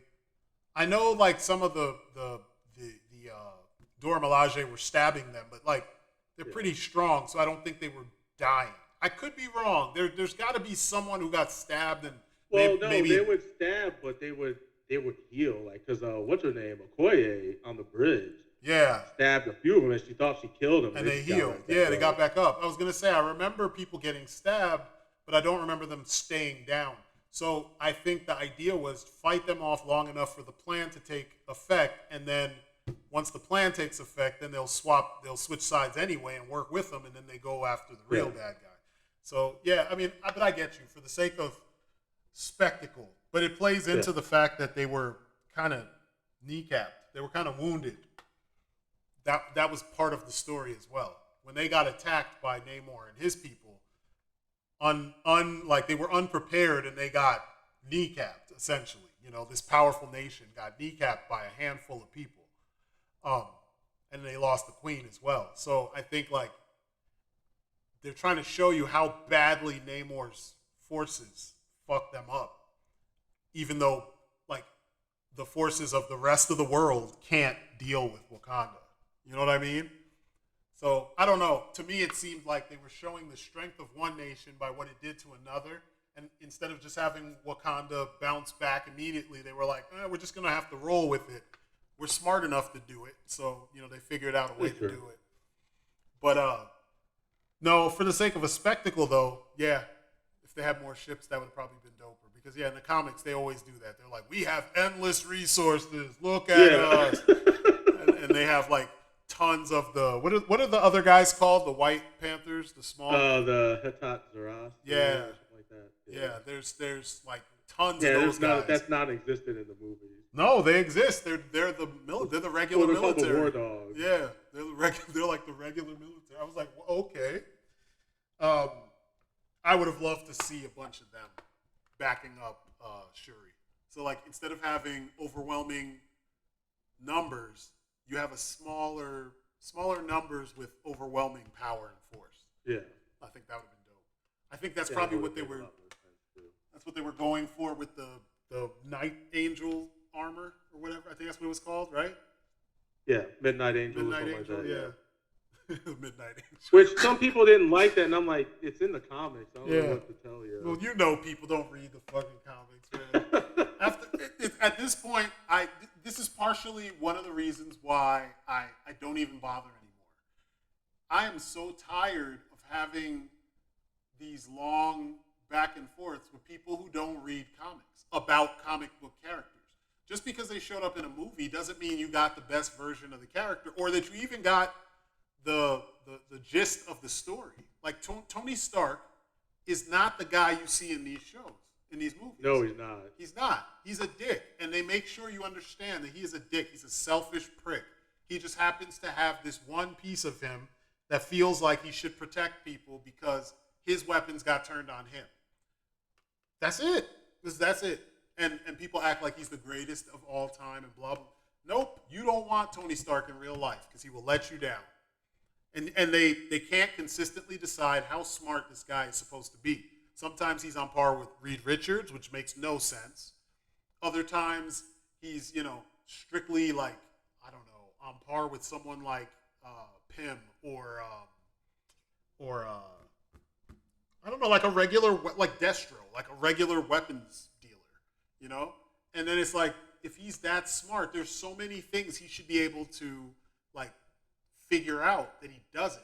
At one point he built a suit to try to fend off the fucking Phoenix. He built a suit to fend off Thor. He built a suit to fight Galactus. He made the suit out of a dead Celestial. I'm like, get the fuck out of here. So like, he's an extremely inconsistent character, and before the movies, he was a D-list hero. He wasn't like up in the forefront like people put him now. Leader of the Avengers and all this stuff. No, he was one of the first ones, but it was like de facto that fell to Cap. Even though Cap wasn't around when the team first formed, it was like the team just acted as a team. There was no real leader. And then when Cap showed up, it's like, oh, we found our leader. Now they have a leader, But I hate arguing with people who don't read comics about comic book characters. It's become even some people who do read the comics. Well, they don't go far enough, so they don't know the like the catalyst for a lot of the stories. You know what I mean? Like when you talk about, like I had someone try to explain to me why they love the Hulk, and they were trying to tell me that the Hulk they punked the Hulk out in all the movies, and I said no. It's like he's finally on par with he's in the presence of other people that can do damage like he can. I'm like, in his movies, it's only one other person in each movie. Whereas in the Avengers, just like in the comics, he's amongst others that are similar. I mean, obviously the power levels differ when it comes to just all-out strength, but he is also supposed to be a good guy, so he's not going to go. I will say, except for when he was fighting Iron Man in the Hulkbuster armor. Yeah, that was dumb. He should have mollywopped Iron Man. Straight up, he should have mollywopped him, and it should have been done. Again, like I said, like there's like a weird what's the word? It's kind of like that rule that Marvel has, where if you're a guest star in if you're a guest star in my book, then I won't lose. If we fight, I can't lose. They do that in the movies because it's Tony Stark's. It's become his world, so he can't lose, and he can't be shown in the most negative light, even when the story really it paints him in a negative light, and it's frustrating because it's like, how did anyone watch Civil War and then be like, Tony he makes sense. Tony is all like, what? Like, really? So you would 100% be like, the people who you don't trust right now that run your country, you'd be cool with them policing these guys who protect you because they can. Yeah. So stupid. Like, who would do that? If they existed in real life, we'd be like, no, you guys keep on doing what you're doing. Thank you for helping us. Don't listen to any government. Just don't break the laws. You know what I mean? And I could have bought it if he at first was like, okay, we do need accountability. I agree. But then at some point he should have realized, like, okay, this kind of isn't going to work. Because, even though he was with General Ross, he was still doing his own thing. Exactly. That's what I'm saying. Like he wasn't following the doctrine that he was trying to set forth for everyone else. They should have had a definitive point in the film where he realizes this won't work either. Well, no, because they have to have him be opposite of Cap. Yeah, in the movies. Yeah. He has to be opposite of Cap. So, it's like they're falling into the same. They started to fall into the same trap that the Fox people did with Cyclops and Wolverine. Nobody in their right mind should be like, "Hey, outsider, break up that happy marriage because, you're handsome." Like what? Really? Just because you want because you're her? Badass. Yeah, you're badass. You're tough. You should have her. So let's downplay one of the most legendary Marvel characters, so that the guy who his role is just to be the loose cannon, so he can shine again. As if you couldn't let him shine and make Cyclops a badass as well. You know what I mean? Like, it's crazy. And then now, we've had with X-Men 97, now people are like, wow, Cyclops got that dog in him. Cyclops, he's a goat. He's goated now. I didn't know he was, man, we've been telling you this shit for 30 years. And you thought because you watched a couple Fox movies that didn't tell the stories the right way. And we were trying to tell you this, that you know who these characters are. Those weren't the X-Men. That's not how they act. The stories didn't unfold the way that they're supposed to. The one that you guys hate is the closest to the way that the X-Men actually are. Like that was like on paper. And even, big picture, the kids are at the school, something happens, they see on TV a press conference or something, and they're like, oh shit, that's going to change the way we do X, Y, Z. Let's keep an eye on that. Then it gets out of hand. Then, Charles is like, hey, X-Men, I need you to go and check this out. Make sure everyone is okay. And then they find out something when they go out to make sure everyone's okay. There's some fights. There's a shit ton of damage. Somebody gets wounded or dies. They go back to the school. More drama. I mean, like, this is X-Men. It's literally a soap opera with powers and fights. You know what I mean? And, like, a lot of, like, really, like, good, well-told emotional shit going on. But, like, it's really extreme soap opera drama, I mean, shit, everyone got to see the story, Cable's pretty much origin story. And Jean's one of Jean's, her other big claim to fame, is the whole... which is weird the way that played out. Because I never read that story. What, Inferno? And they changed some things, read it. but that's the gist. And I was like, the way they changed it, I was like, I kind of like this better. I do too. It's kind of weird how Cyclops fell for a chick that looked like Jean and then had a kid with her, and then went running back to Jean. As soon as Jean came back, he was like, "Oh shit, I'm done with you." Like, yeah, that didn't make any sense. I felt the same way. I was like, "Wow, they actually improved on a classic." Who does that? Like, I'm impressed with X-Men 97. I'm like super impressed by what they've been able to do. I don't even care about the morph stuff because I have a feeling that the showrunners made a mistake of even mentioning this, even though there is a scene where he says something where it's like, what are you alluding to, guys? Yeah. But like, do shapeshifters do that? That's why I made that joke in the chat. Yeah, I remember. the goblin queen. Yeah. Goblin queen. I wondered about that years ago because there was a Wolverine book. It was called The Crunch Conundrum. It was like a series, like a mini series in Wolverine comics where it was Wolverine, Yuriko Oyama. I think her name was no, not Yuriko. What the hell was her name? Mariko? No, Yuriko. It was Yuriko. She used to wear like a leather suit. Like a leather cap. Yukio. There you go. You're right. Yukio. That was her name. Yukio with the leather suit. This was drawn by Mark Silvestri, so she was built. Yeah. She was stacked. I was like, God. I remember being I was in 5th or 6th grade, and I remember me and my best friend, we would keep on, actually, me, Prime, and my best friend, because this was around the time I had first met Oh, Prime. you sound like you're far away from the mic. Oh, I said me and my best friend, and then Prime, because I met him around this time. We would all be like at lunchtime reading through the books, and we were just like, God, her and the way he drew Spiral. Shit, man, he drew some women. Good God. But anyway, in the Crunch Conundrum, Mystique calls Wolverine out for something. She shows up, she's going crazy, and then you find out that she had some shit going on with some dimension that's related to Mojo World, or it's on the way to Mojo World or something, and it's called the Crunch. Anyway, there's a portion of the story where Wolverine is traveling with Mystique, and she keeps on switching to different people. And like at one point, they're in bed, and she's Jean. So it makes you wonder. Even when I was a kid, I used to wonder about that. So do the shapeshifters?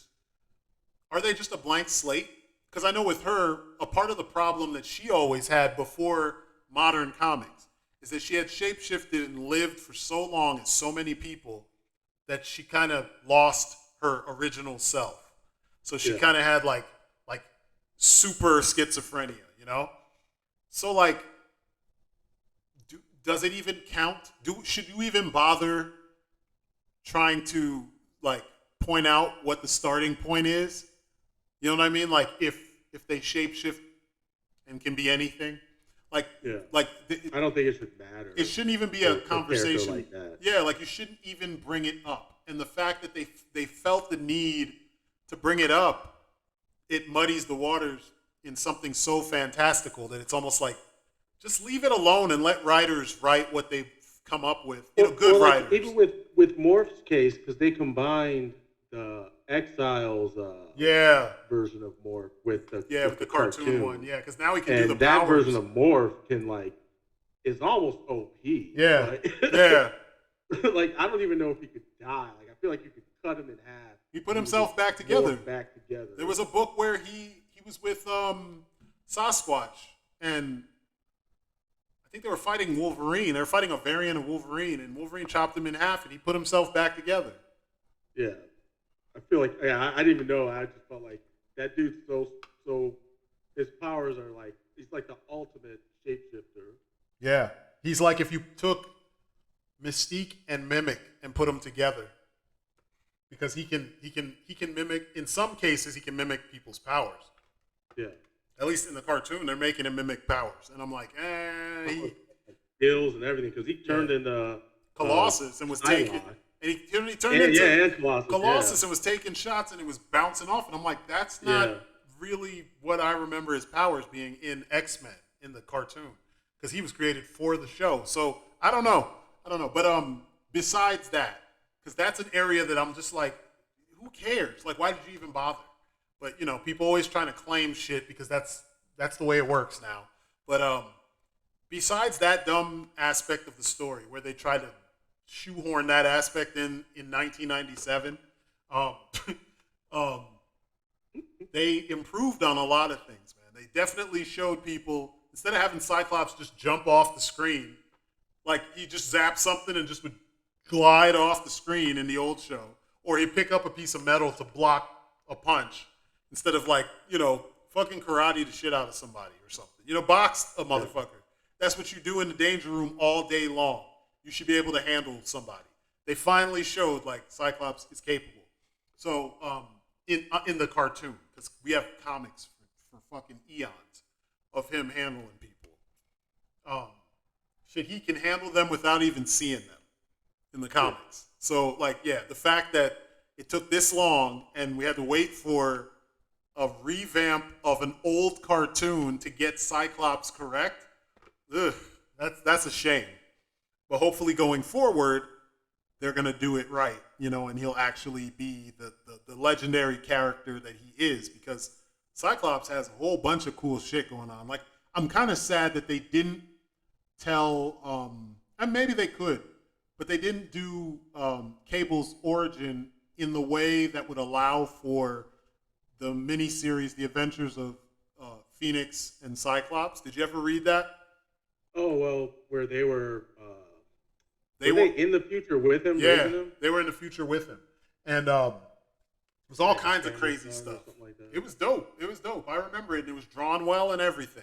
But Yeah, like, I never bought the issues, and I should have. That was one of the things I kind of regretted because I always meant to read it, just never did. yeah, But I knew about it. I think I had like one or two of the issues, but I read the rest in the comic book store. There was something else that came out at the time that I spent my money on back then. I was a kid when that came out too, so I didn't have it like some people do. You know, like some folks will be like, I bought all of it. Nah, we didn't have it like that. I never read Executioner's Song, and I always wanted to. I still, if not for the Purge, I still had that shit. It wasn't, you didn't miss anything. It's not that great. It's not that great at all. It's not that great. The art was just kind of meh, but that was one of the ones, that was one that came out when me and Prime were in school together. And I remember reading that shit at lunchtime. He bought half of it, and I bought the other half because I stopped because we were buying Image stuff too. So I bought some Image books instead of finishing the Executioner Song because I was just like, I'm good. I'm good. But yeah. Wait, there was one thing I wanted to mention about Wakanda Forever. Yeah. You know, like the movie came out around the time when they started doing what everybody was considering Phase 4. Yeah. And so everybody was complaining about like how there's no connective tissue. And then they introduced Riri, you know, because she was part of that program that Wakanda started at the end of the first movie where they outreach. Yeah. And everybody kept saying like, oh, they should have cut her out of the movie, blah blah blah. But I was like, but you guys just said you want connective tissue, and this is leading into something else. Yeah, but she was she was such a nothing. Like if you took her out of the story, nothing changes, and that's always a bad sign. But it is connective tissue, like you said. I mean, you could have had any number of people. Like you could have a scene where freaking what's her name shows up at a school. And the class that's looking at her are the people in the program that Wakanda started. You know what I'm saying? Like, there's so many ways you could just get that out there. But they made Riri kind of shoehorned in as part of the story. And then she didn't really, I mean, I guess she helped them build that thing to help them. What was it called? The thing that Namor threw up? Locates vibranium. Yeah. She helped them build one of those, but, you know. It's not like the Wakandans couldn't figure that out by themselves. Oh my God, it's funny, but it's it's true. I talk of that version of Wakanda as like it's a toned down, like so much of the MCU is like the versions of characters and stuff is toned down, except for Tony. Yeah, so like everybody else's like powers were toned down. Like Thor was kind of weak for a while. Yeah. Like when you watch Avengers, and I'm like, he should be when they fought in the forest, he should have beat everyone's ass. Yeah, flat out. He should have floored Cap. Even when Cap blocked that hit, he should have floored him. Yeah, because that's how powerful this guy is. Or when he shot the lightning out of his hammer and it overcharged Tony. Tony's shoot should have just fell off. He just fell off like, oh my God, I can't take off. I know you hear Jarvis screaming. Oh God, that would have been hilarious. Yeah. Oh my God. Yeah, I agree. They play around with the powers the way that I don't want to say it, but it feels like amateurish writers would do that to make things happen. Like they have to weaken certain characters to allow for certain things to happen, and I hate it because then they don't power up other characters to allow for them to do things that, logically they should be able to do if this is where we're going. But I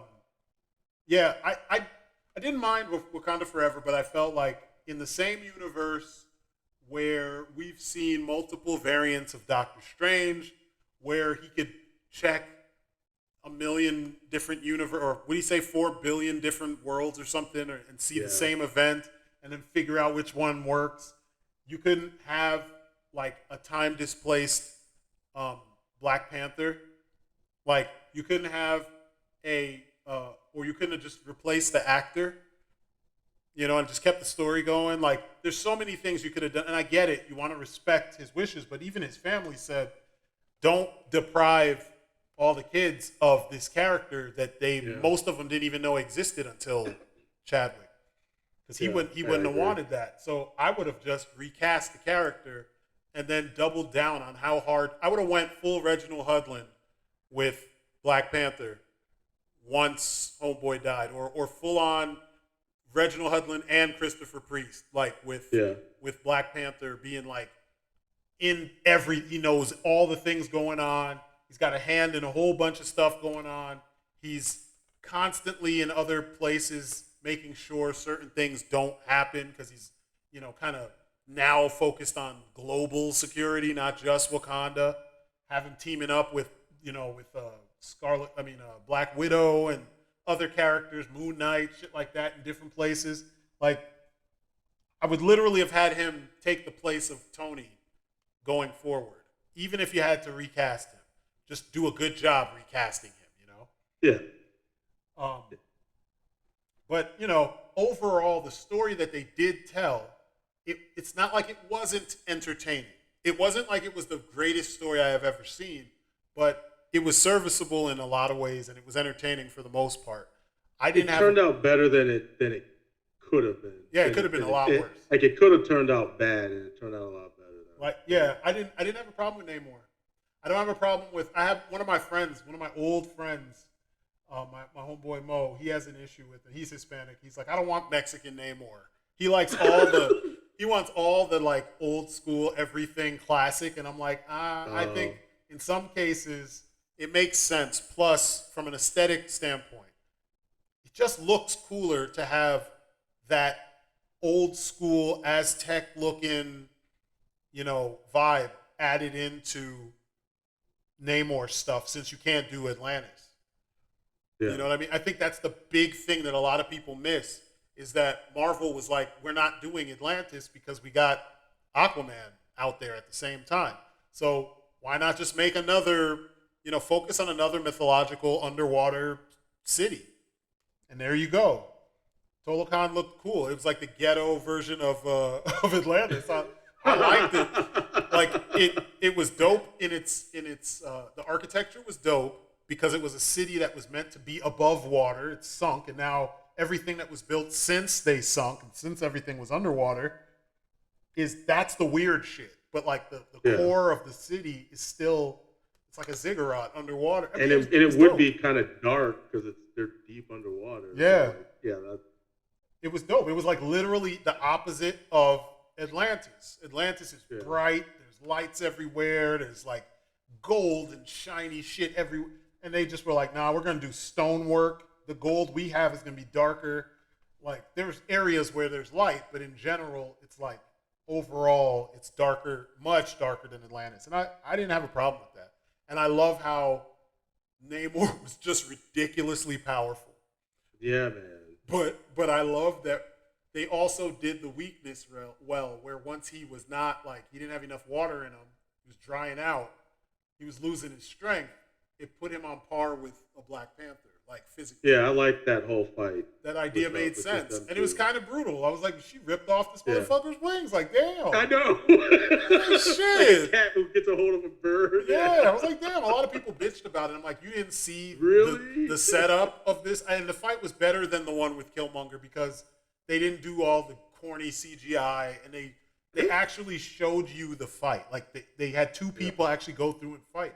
And, like, they actually show that even weakened Namor is still stronger than she is. It's just she can still dish out pain. She can cause him pain with the trap that she set, So I dug that part. I didn't have a problem with it. And the score, holy shit.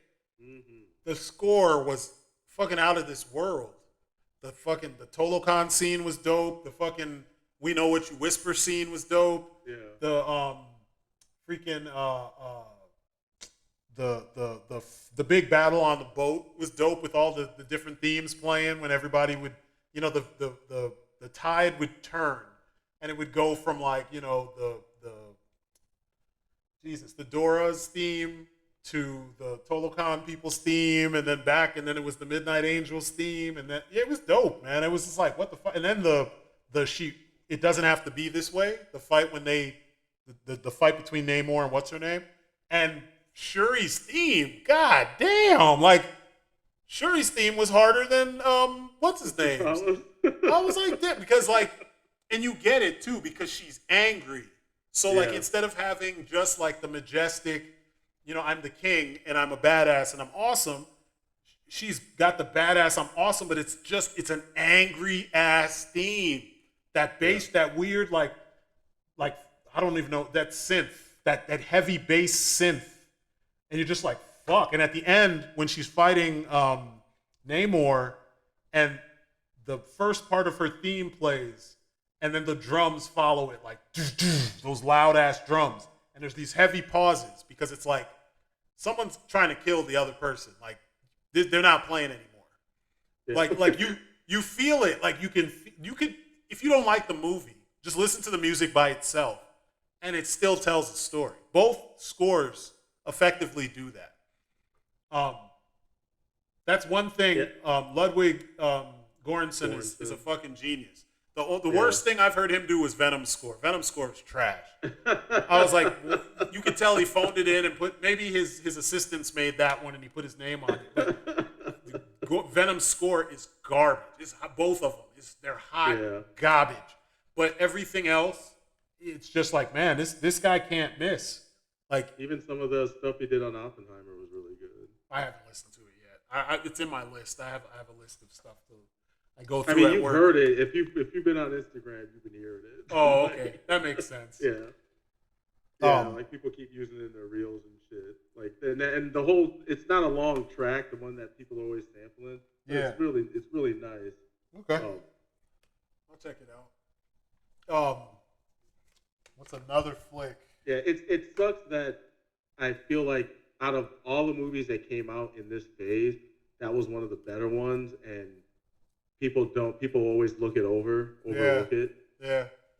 Well, because right now, because of this fake ass culture war bullshit, it's like the movie is speaking on multiple levels, and people are going to look at it one way instead of just it's a Marvel movie. Look at it as a Marvel movie. Yeah. I mean, obviously, it has other elements to it, but look at it as a Marvel movie and judge it as a Marvel movie. Don't worry about all the other shit.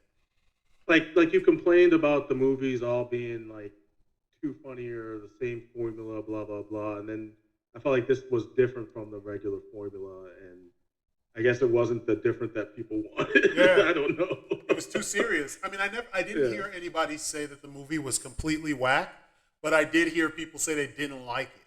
I think because they were expecting it to be not as heavy as it was. But it's like, that's the one of the two directions that they could have gone. One, you just ignore what happened in real life and just continue with the character's story, or you honor what happened in real life and weave it into the story.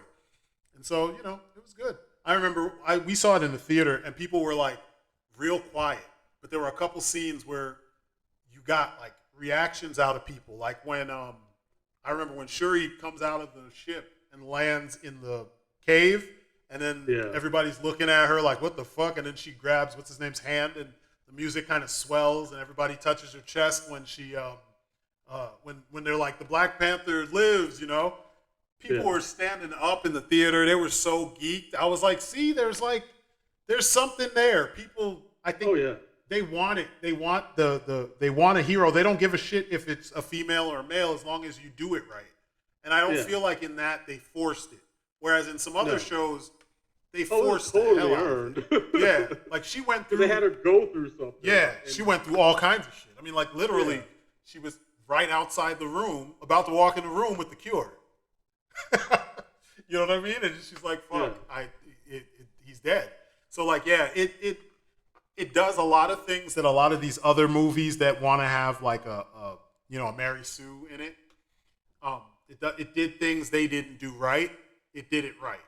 So I don't have issues with that flick at all.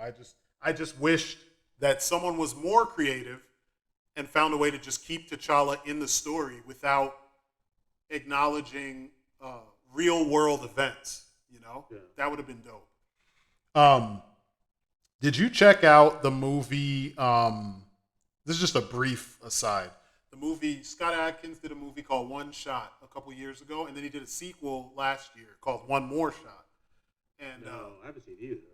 It's dope because it's literally meant to look like the whole movie is one long continuous shot, and it's not him in kung fu mode. It's him in Call of Duty mode. So it's a lot of shooting, a lot of military stuff, a lot of explosions, a lot of him taking a lot of abuse, like explosions, him falling off of shit, like things falling on him. You know what I mean? People coming at him with knives, from off the side of the screen and shit, so they get that first cut. It's good. It's good. The plot's shit you've seen before. You just haven't seen it like this. Yeah.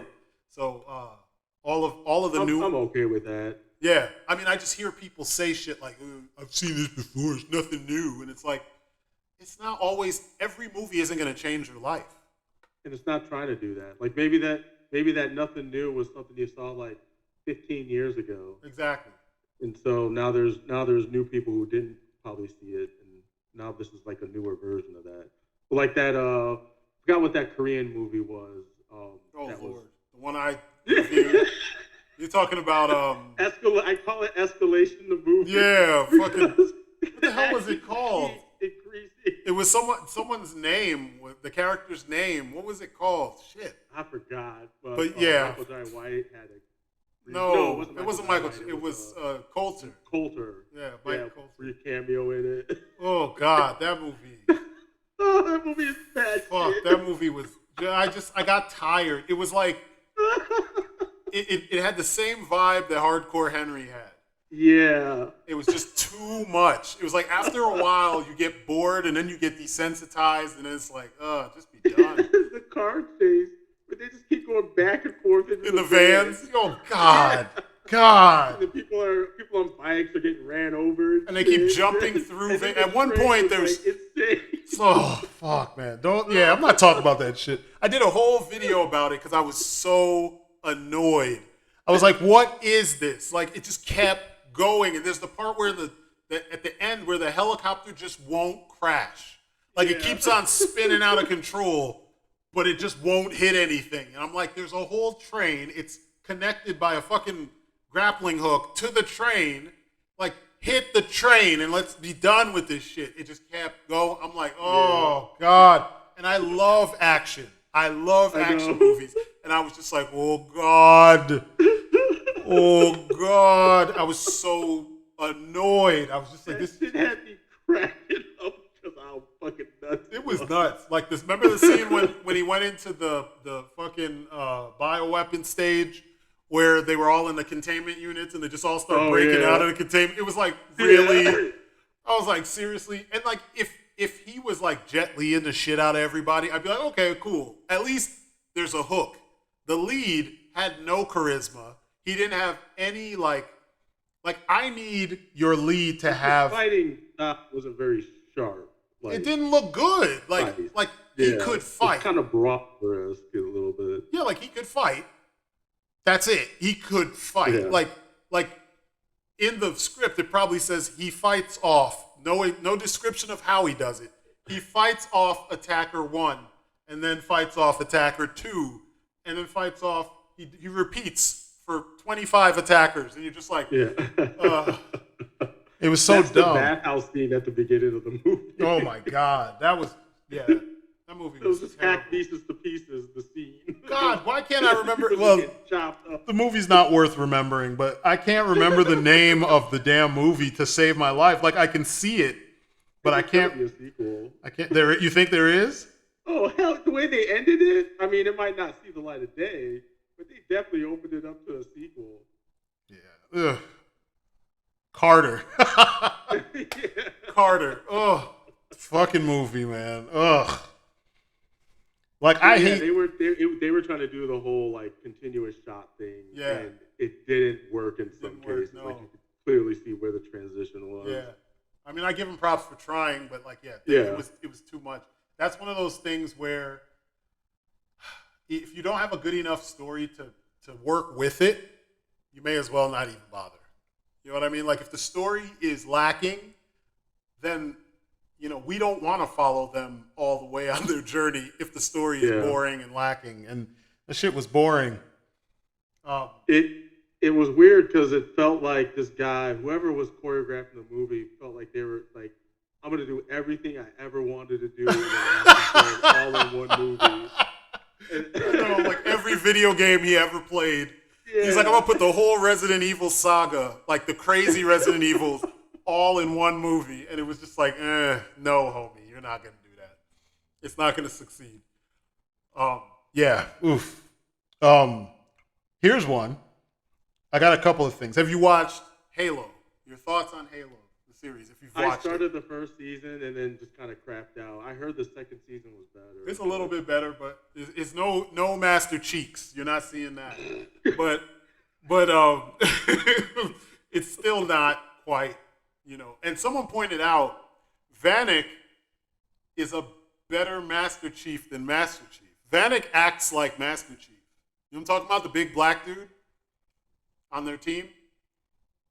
Is that in the second season? No, period. Are you talking about Bokeem Woodbine's character? No, that's Soren. Vanek is the guy on Silver Team. The black dude. The big, deep voiced black dude. Man, I'd have to go back. You don't remember? There's 4 people on the team. There's a red bone chick. About the team that was pursuing Master Chief? I'm talking about Master Chief's team. There's the red bone chick. I can't remember her name. There's Vanek, and then there's Kai, the white blonde chick with the pink stripe in her hair, or the pink. I'm like, no, the Spartans don't do that kind of shit. But anyway, they did it. That's his team. Vanek is the black dude who's got like the football helmet looking. His suit looks kind of like. I didn't make it that far in that season.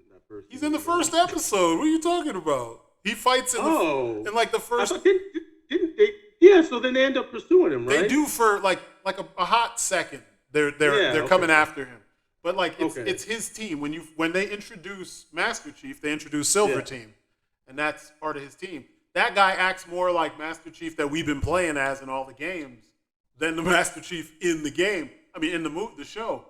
I was kind of like, wow, that's fucking weird. But yeah, I just am. It's not very good. It's just not very good at all. It's like the look of things is on point. Yeah.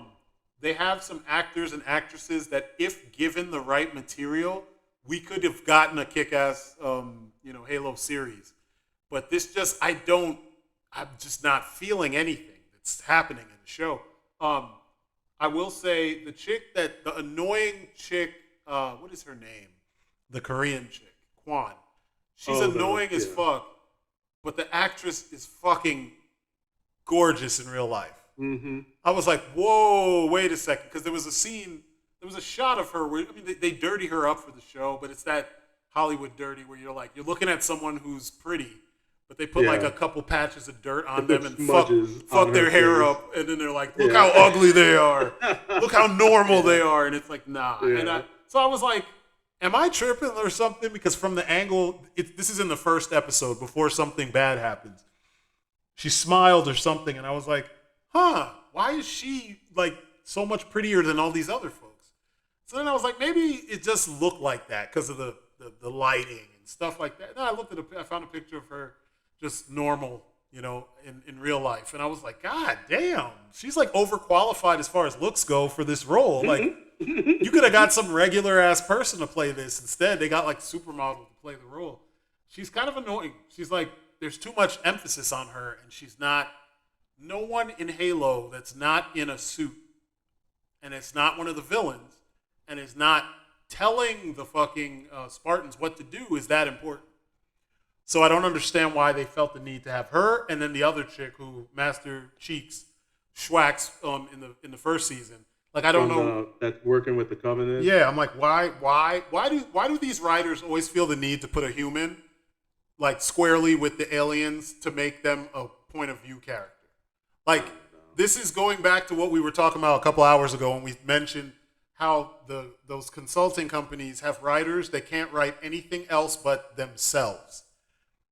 Like, aliens, it's a whole different culture, a whole different civilization, and you have to put a human amidst that civilization, that group of people. You missed all these opportunities to just like dig in and create the society, or dig in. They didn't want to spend money on more CG. The Yeah, Covenant. yeah, true. Only that they keep using. She does things that involve special effects, so it's like it can't be that expensive, and they exaggerate with that shit. Because if I didn't get that far. if YouTubers are making videos with fully CGI things in it, you know, characters and everything, how come these Hollywood studios that have budgets can't do it? There's people who review movies that put Strydent, CGI. I need my cocaine and pills. I can't get that out of CG budget. I know, right? Cocaine. Yeah. Okay, here's the other thing. What'd you think of the trailer for Borderlands? Did you see that? Yeah, I never played the game, so I don't really have a point of reference. But some of the stuff I saw and like some of the comparisons to like, I mean, it looks and it kind of has the feel of the game. Yeah. So, people are just mad that the actors. I don't have a dog in the fight. People are mad that some of the actors are too old and that they. Yeah. A lot of people don't like. Like I honestly, what's her name? What is her name? Kate Blanchett. Yes.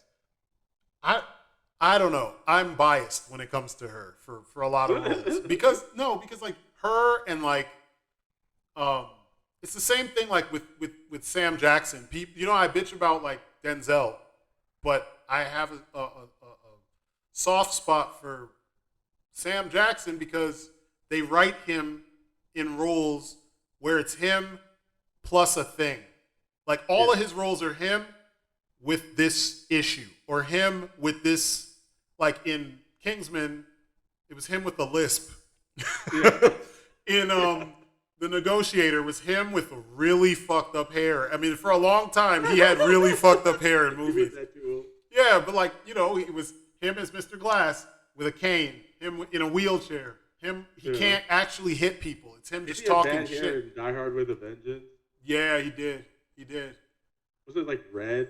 No, it was red in The Negotiator. He just had a bad wig. It was probably his hair, honestly. He probably had a bad shape up in that movie because his hair was the right color.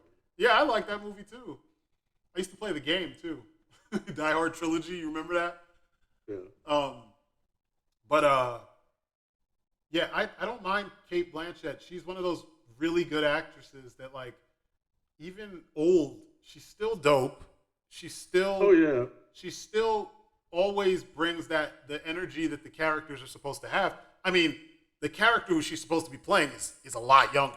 I mean, there's just I saw the pictures. Yeah, I was like, I don't know why they made that decision, but she's such a good actor that it almost I feel like she could still pull off that character. Yeah, she'll pull it off, but I can see it. There's no way around the comparison.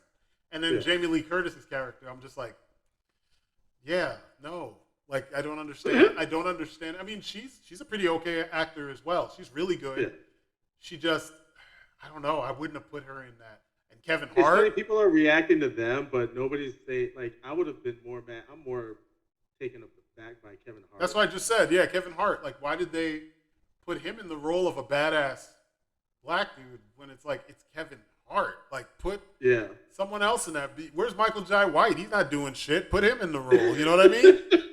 Like, I don't know. It's strange. It's just weird that there's like people who could do the role that they just, I don't know. But I was never a fan of Borderlands. I played the first one because that one came out right before I quit working at GameStop. So we played that after hours a couple times, and it was okay. It's funny. I just didn't get into it. So, like, for me, I don't really care, but I do see the points that people are making. It's oddly cast, and that could throw people off because the characters don't look like the stereotype or archetypes that they're supposed to be in the game. Yeah. So, you know, and that's the only person they kind of nailed was Tiny Tina. Yeah, exactly. Here's one. What about The Crow?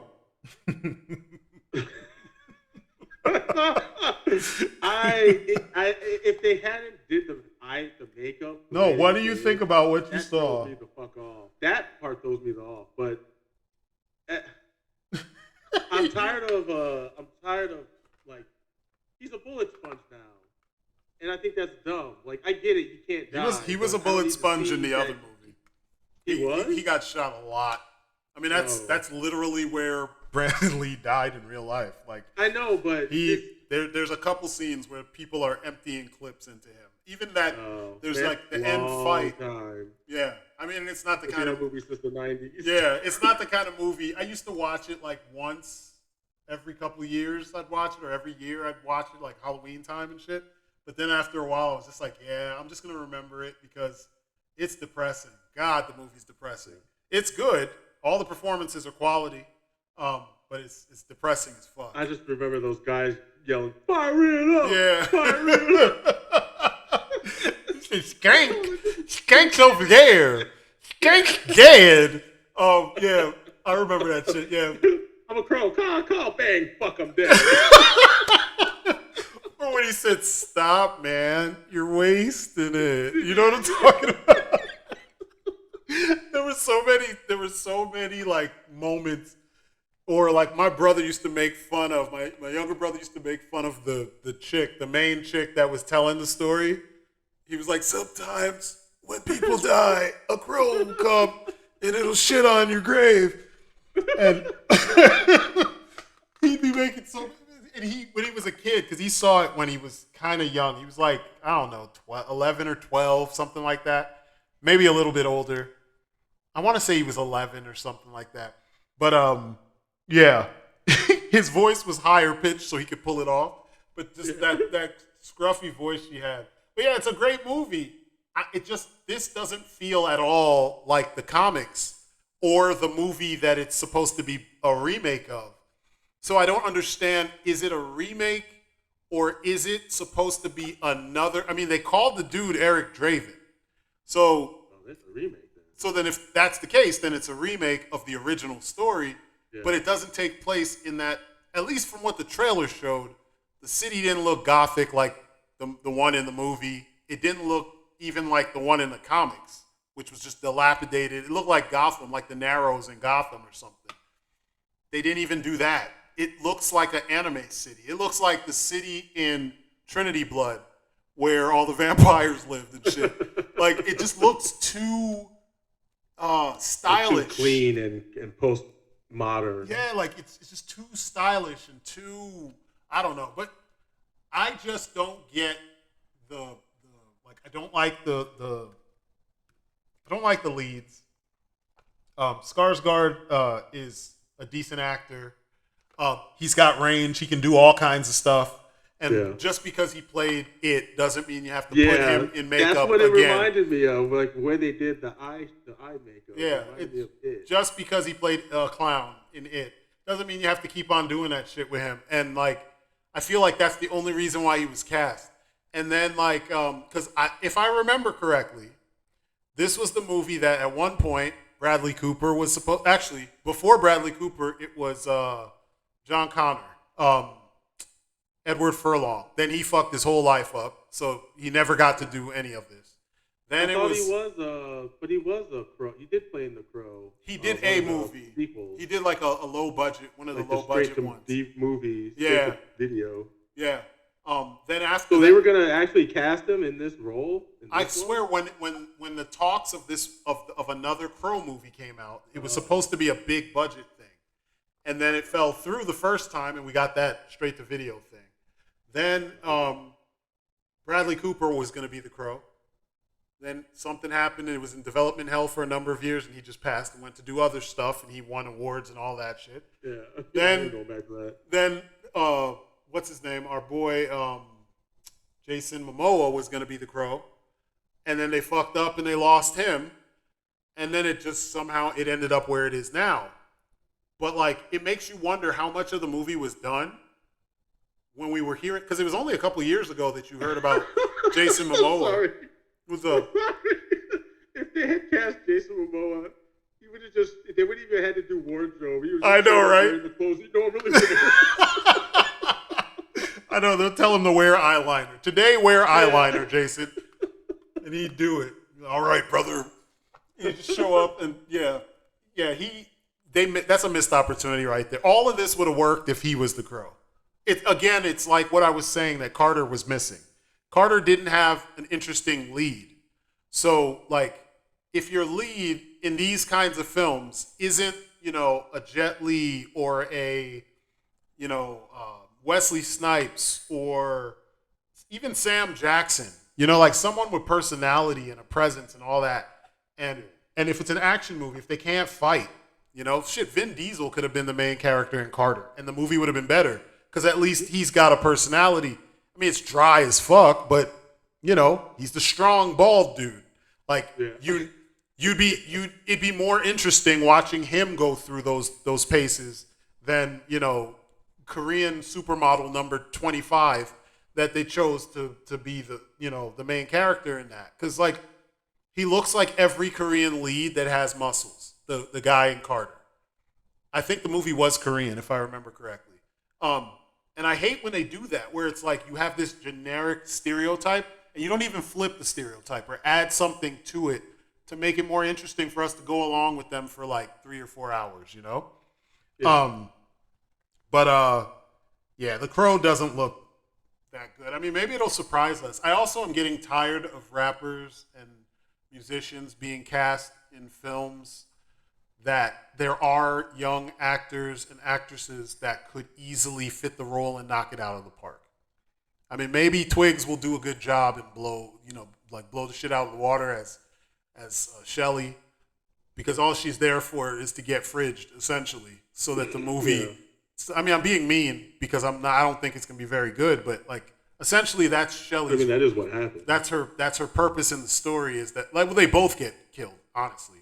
But she's the motivation for her. Him losing her is the motivation for him to get just lose it and go off on everybody. So hopefully, I don't know. Maybe she'll be good. I don't know.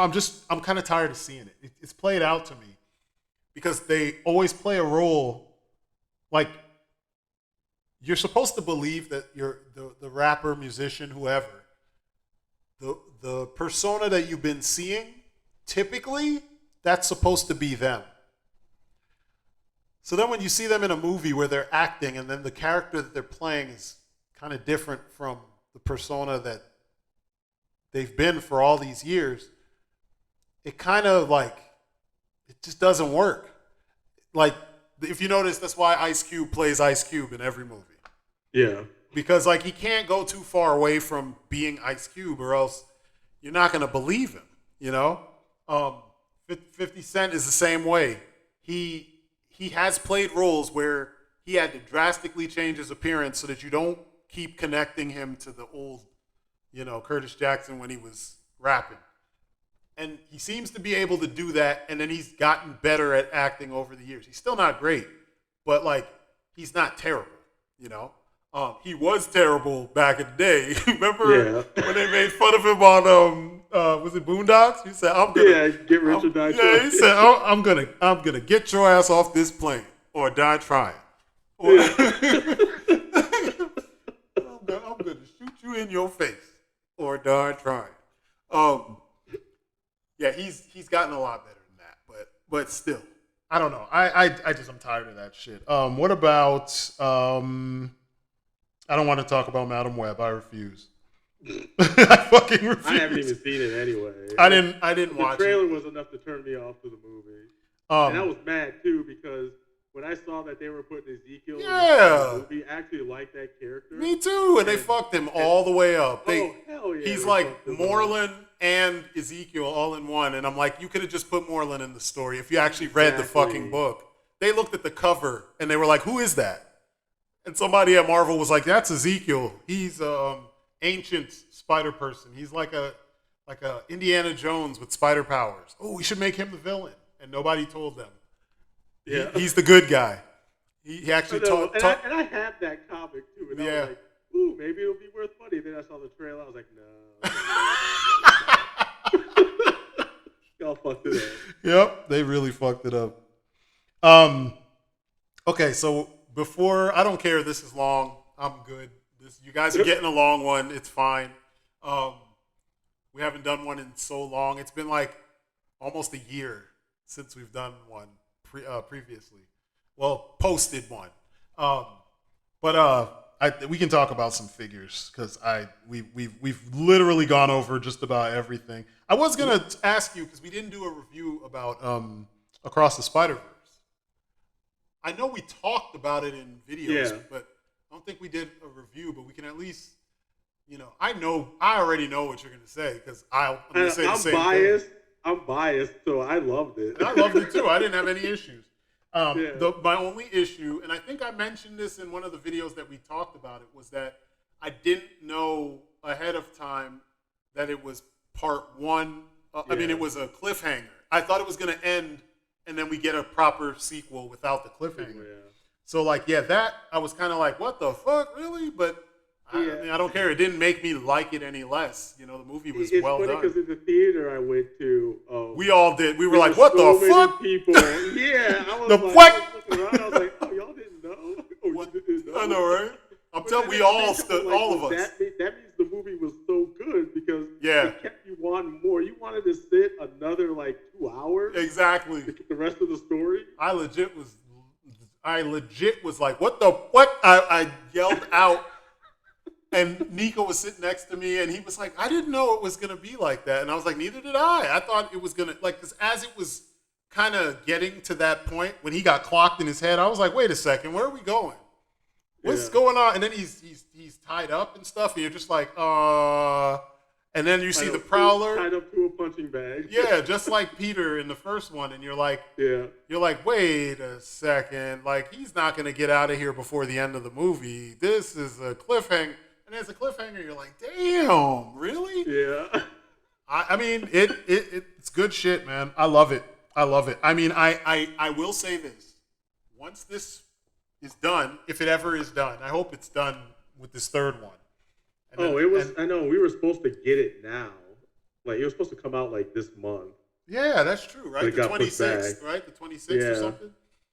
Yeah. Once we get this third one, I would like them to retire the multiverse. I am sick of the term. I am sick of seeing hacks use the multiverse as a get out of jail free card for bad storytelling. I'm tired of seeing subpar versions of all those multiversal characters. I'm tired of people explaining the multiverse the wrong way, confusing time travel, dimensional travel, and the multiverse, and just it's all the same shit because it's comics. They just act like it doesn't matter. Again, words have meaning, and some of this is based on some kind of theoretical science. And in comics, we used to explore this shit in earnest in like the craziest stories. You know what I'm saying? Like, and we used to be able to be, as kids, it would pique your interest. And you'd be like, holy shit, there's a lot of people who have gone into theoretical science who the things that they're studying, like my friend Matt, he's one of them. He's a freaking astrophysicist now. He's studying fucking dark matter and shit because he saw all this shit in Silver Surfer comics back in the day. And he wanted to see it for real. And the best way to do it is use these super powerful telescopes. It's like, so, I mean, that's literally his job now. He just goes around the world to the freaking super ridiculously high-powered telescopes and studies celestial bodies. I'm like, hey, shit's dope. We sit there and geek out about that stuff when he comes to town. We sit there and we geek out about, the stuff he's figuring out or that he's getting to see and how we remember where we first heard about this stuff, and it was all in comics. So the fact that you're getting hack writers, not to say that the Spider-Verse guys are hacks. They're not. They're of the few that seem to respect the source material to the umpteenth degree. They're putting in references to things that most people just have no idea ever existed. And the fact that, I think it's Miller and Lord, the fact that they read all of that shit, like kudos. They read it to the point where they can tell the art department that this particular dot pattern needs to be in this background of this world because it represents these comics from this time period in Marvel Comics. You know what I mean? Like, they know the difference between the 60s style and like the 50s style or the 30s style of Marvel Comics. They know the difference between, Kirby and Ditko, and like they can tell you what's what, and I believe it when I hear them talk about it because they're so like passionate about it that it doesn't feel like they're lying to us like all the Transformers people except I was just gonna say except that. for what's his face? Travis Knight. Did you know? I did learn he's the current person in talks to direct Masters of the Universe, the film, the live action film. Oh, I didn't know that. So yeah, let's hope he does it. Because if he does it, he did say that was one of the franchises he wanted to, the '80s franchises that he wanted to work on way back when. He mentioned that these were the ones that were inspirations when he was a kid. So here's hoping he gets to do it because I think he will do it justice. Um, Especially since for some reason they won't bring him back to do more Transformers, and he literally was the first one to do it right, which makes no damn sense. Um, but yeah, Miller and Lord, they get it. I like what they're doing. I like how they made Miles Morales, like everything he's doing feels purposeful, and like it doesn't feel like he's being shoehorned into Peter Parker's story. It feels like Peter Parker is coming along for the ride on his story now. Yeah. And I like that. And I like the fact that they're building a world where Miles can do his thing himself. You don't need two spider. I mean, even though all those spider people are in the movie, when it's done and he finishes this adventure, he'll go back to a world where he's the only Spider-Man. And I dig that because Marvel can't even get that right. I don't know what Marvel's doing with this character. I don't know why. It's like they want their cake and they want to eat it too, but then at the same time, they want to piss off the fans because they're not even getting Peter right now. Exactly. Well, Ultimate Spider-Man's doing a good job. The new Ultimate Spider-Man it's like back to, basics with Peter. And it looks like fun. I only read the first issue and I dug it. I was like, wow. Oh no, I read the first and the second issue and I dug it. I've seen the covers for the others because I follow J. Scott Campbell. But it looks like it's going to get back to the kind of Spider-Man stories that we grew up on, except with obviously a slightly modern twist. But since he's not in college and he's a grown-ass man, finally, I'm like, why did it take this long for us to get grown-ass man with a family, and that family involves him and Mary Jane and kids? Like, why the fuck did it take this long? I mean, like, I remember there was a period of time when I stopped reading Spider-Man books. It was right before Straczynski came on, or it was leading up to Straczynski. It was when, you remember when J. Scott Campbell was doing the covers? That was the Straczynski run, right? Yeah. Whatever was before that was where I stopped. And then when the Straczynski run started, I started reading them again. And then when that was done, that was One More Day, it wasn't called One More Day. What was it called?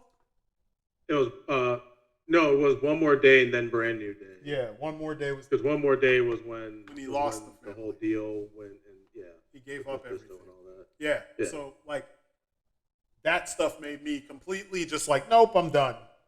Peace. I don't want to read any more Spider-Man because it's just dumb. You and so many others. Yeah, it's dumb. It was like this would never fucking happen. Never. You can't build up a character for 30 years, 40 years, whatever, and then make him do something so out of character. Like, it just didn't make sense. So I was just like, I'm good. But these are the things that, going back to what I said about being tired of arguing and going back and forth with people who don't read comics or don't understand or don't have the connection to these characters that was built up over years. Not just like I read a couple books. I'm talking like from when I was like, when I learned to read to now, I've been reading comics. So there's characters who literally grew up and I grew up reading them. And I got to see it, and I got to understand stuff. I got to understand what college was about before going to college. Some of my expectation of college came from what I read in Spider-Man books back in the day. Reading those old ones with him and his friends and parties and blah, blah, blah. I had an understanding of like things that you do. Like you have your work and stuff, but like, when you're not working on your schoolwork, you have, your friends. If you have friends that have money or have their own apartment or something. And it pretty much, it's pretty on point. We had friends that while we were in the dorms, they had apartments and sometimes they threw parties and we went to the parties that they threw in their apartments, like it felt pretty legit. Like that's the way it is, him not having money because he was late for work and he got in trouble or he couldn't go to work. So he missed a day. So his check was a day short. So he couldn't pay his rent. Like, we had shit like that happen. You get sick, can't go to work. if you don't have sick time, and some of those jobs, if you're part-time, you don't have sick time. So you just miss a day. You can't pay your rent. You gotta bug the the landlord to let you pay it late, or you pay a fine when you pay it late. Like he would go through shit that I didn't know then I would go through it, but I'm reading it as a kid, and then I grow up and I'm like, oh shit, this is what I saw in a Spider-Man comic book. This is real life. And yeah, there was a point where they missed that shit. But a lot of the newer readers, it's like they don't have the connection. They like the character because of maybe a aesthetic choice, or they saw an episode of one of the corny ass Disney Jetix whatever Marvel shows. And I was gonna say Spectacular Spider-Man. That seems to be maybe that. Yeah, everyone likes. Yeah, I thought aspects of it were cool, but I still think it's an ugly ass show. A lot of people were like, Cheeks' art it's not the right style for Spider-Man. I'm sorry. Yeah, we got used to it. I got used to it, and I love some of the action, and there were cool things. I really love that Green Goblin's his bombs scream before they explode. I love that. I was like, that's quality. They should put that in the movies. I did like how they really played up the whole Parker dilemma thing. Yeah. Yeah. And the writing was great. I think the show is just ugly. I don't like the look of people. And I like that studio too, because they did Men in Black. No, it's just the art direction. The whole Godzilla show. Yeah. Didn't that? No, that was Beast Machines that had that bass line for the theme song. Yeah. I don't know why that popped into my head. Men in Black had that other bass line. Yeah. That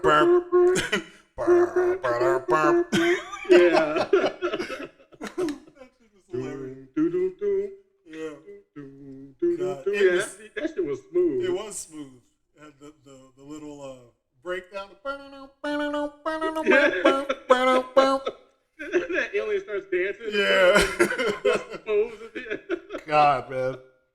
I'm telling you, it always sounds like we're old, super old, and we're reminiscing about the old days. But I'm telling you, it's like they don't try anymore.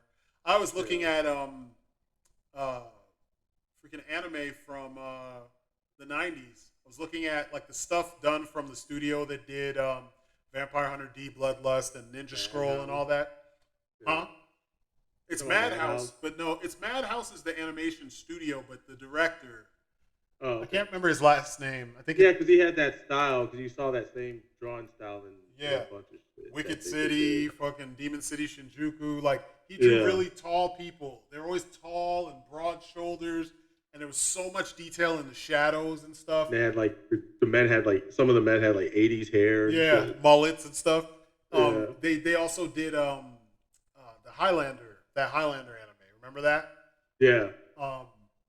And I was looking at just stills, and then I was looking at there was some animes that were being announced for this year, and I'm like, what the fuck?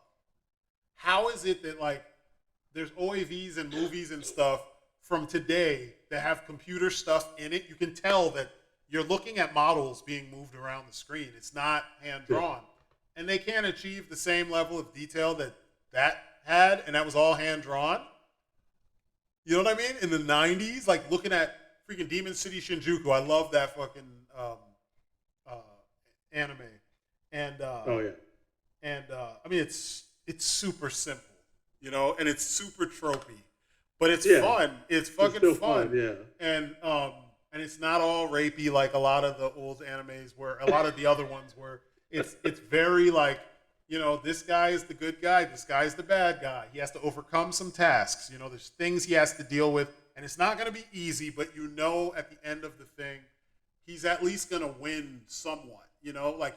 It's not as bleak as a lot of anime tend to be when they, back in that time, especially horror-related anime. So seeing the fight scenes and stuff, or when he splits the last guy in half with the final slash that he hits him with. And he tries to come back together, but and he can't. Yeah, you see the dude willing himself back together. All that shit's so cool, and it's so detailed, and it's so well done. And it's the 90s, early 90s. And then you look at the stuff that's being done now, and you have these outlets on YouTube that are like the go-to people for anime, and they can't see the difference. They diss old anime, and they don't understand that it's not budget, it's art direction. I've gotten into this discussion a number of times with people on Instagram, and I've seen it in YouTube's comments too. And I'm like, Spriggan, the original Spriggan looks better than the Netflix one because the art direction was better. They referenced like actual movies. They didn't reference other anime. So like the reason why he walks the way he walks is because or he runs how he runs is because dude was referencing Jackie Chan movies. So a lot of the main character's movement is Jackie Chan's movement. Oh yeah, you're talking about in the market. In the marketplace and stuff. That bow-legged stutter step shit that Jackie always does. Like they're looking at movies, they're not looking at other anime. Right now you have a whole industry full of people who all reference other anime. And it's like that's why it all looks the same. And then every now and then you get somebody who does something like Studio Ghibli always looks different because their inspiration is not the anime industry. They read books and they watch foreign films and I mean there's things they do when they reference themselves, but they hardly ever reference other anime because Miyazaki doesn't even like what's being put out right now. So like I don't know, it's just strange to me, you know, seeing the difference and seeing how obvious it is why we get the difference why there is a difference the way it is, and how people who are really into this stuff miss those details. I mean, it must be the same like logic or lack of logic that the wannabe video game fascists that don't see, you know what I mean, the satire. It must be that same lack of logic. They're so ingrained that they miss, you know, the point. But yeah, man. I will say like at least we still have people like Yutaka Nakamura still around because that dude's animations are fucking nuts. Like, is what studio does he work for or work with? I don't know. I don't know if he works for any specific studio. Like I know some of the stuff he's worked on, like Blood Blockade Battlefront. Like some of those action scenes the drawing on there is like insane. Like it's nice and clean too. He also did some. I know he did some work on like Space Dandy. Yeah, he works with Bones. I think he works for Bones. They're the ones that because he worked on. Didn't he work on Gurren Lagann? Yeah. He worked on Sword of the Stranger. I know that for sure. Oh fuck yeah. Sword of the Stranger was dope. He worked on Cowboy Bebop. He worked on Escaflowne, both the movie and the show. Worked on the original Blood the Last Vampire. Holy shit. Razafon. Yeah, that is the truth. Razafon. Do you remember Razafon? Yeah. Jesus. The other day, one of those songs popped into my head, and because me and Kenji because Kenji loved Maya Sakamoto, I think that's her name, who sung the theme. So we'd be going places. I remember going to parties and shit, and he'd be playing that shit in his car, and I'm like, God, this is so fruity. But like, I mean, you're like, you know, two dudes, straight dudes, like really. But I mean, her voice is nice. Like the shit's just good. But I could imagine if we stopped at stop at a light and girls are looking in the car, they'd be like, sus? You know what I mean? Like, it's not giving off the right vibe for us trying to pick up girls back in those days. But, you know, shit, we were enjoying that shit though. But I just remember hearing those songs. He had this remix album of the theme to Razafon. And there was one of I can't remember if it was on the last, it was the last track on one of the CDs. And it was dope. It had like a break beat to it. I had seen it I had heard it one other time in a trailer for something else that was like showing bits and pieces of all these anime that were coming out. And anyway, I found it on YouTube, and I was listening to it the other day at work, and I was just like, man, Razafon. Now there's a mind fuck of an anime. Because, God, that shit was weird until you see the movie. And then the movie, like, chronologically kind of puts things in order so that you understand where and when and why all this stuff was happening, and there's details that it fills in, and I'm just like, huh.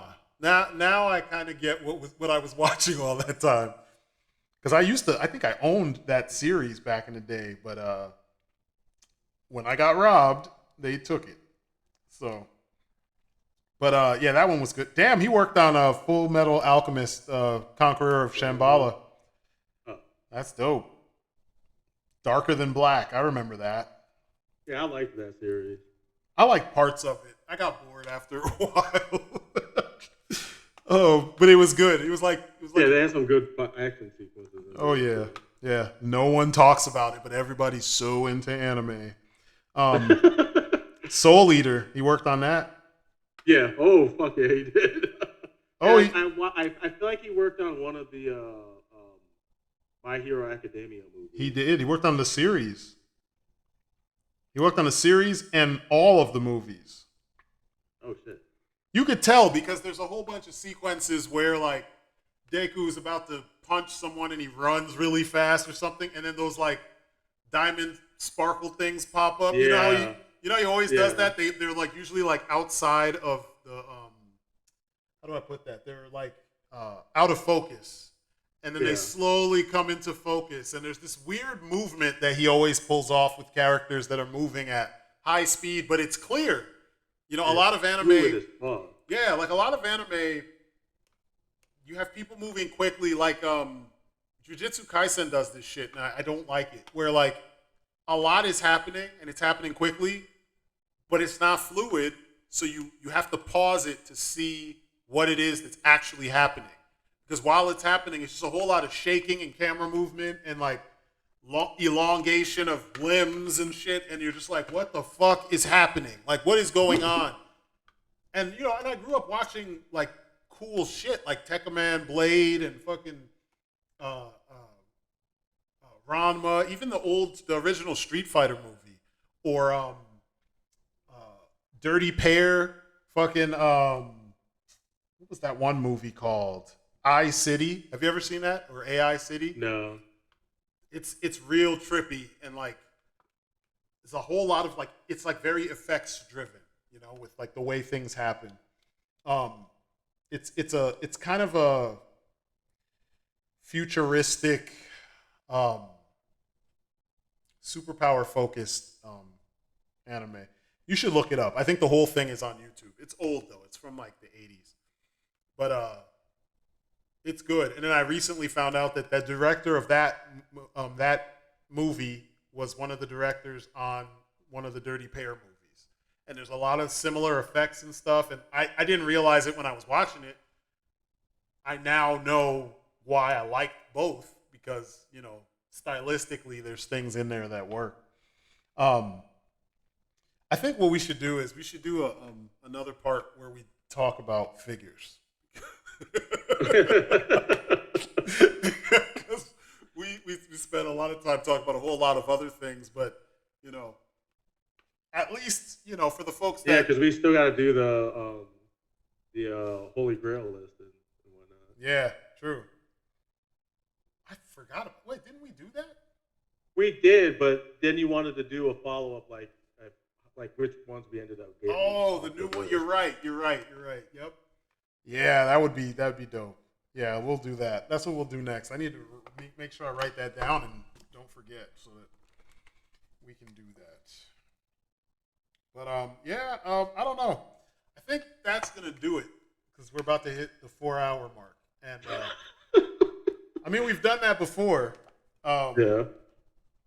But I don't want to make this a 5-hour one because I have a feeling no one would listen to it if it's 5 hours. I'll see in my analytics that like people listen to 10 minutes or the first 20 minutes and then they never got past that. And it's just like, I don't want to spend time putting out shit that, you know, I know people aren't even going to pay attention to. So let's hope, folks, you eat something, drink something, clean your house while listening to this. You know, it's a good 4 hours or something. You know, cook dinner. Or if you're at work and you can pop on your headphones. Yep. Because that's what I usually do. But I think we're gonna call it quits here. Like it says, we're still here. Um, even with one man short, we're still here. Um, hopefully, With us in spirit. exactly. I know if you listen closely, you can hear him. Um, but we're gonna do another. We'll do another one soon because there's a lot of stuff to go over. I kind of miss doing vlogs on my Patreon because sometimes these kinds of things that we're talking about here, I would chat about it in a vlog and then just throw it up there. Essentially, that's what Thoughts from My Car turned into.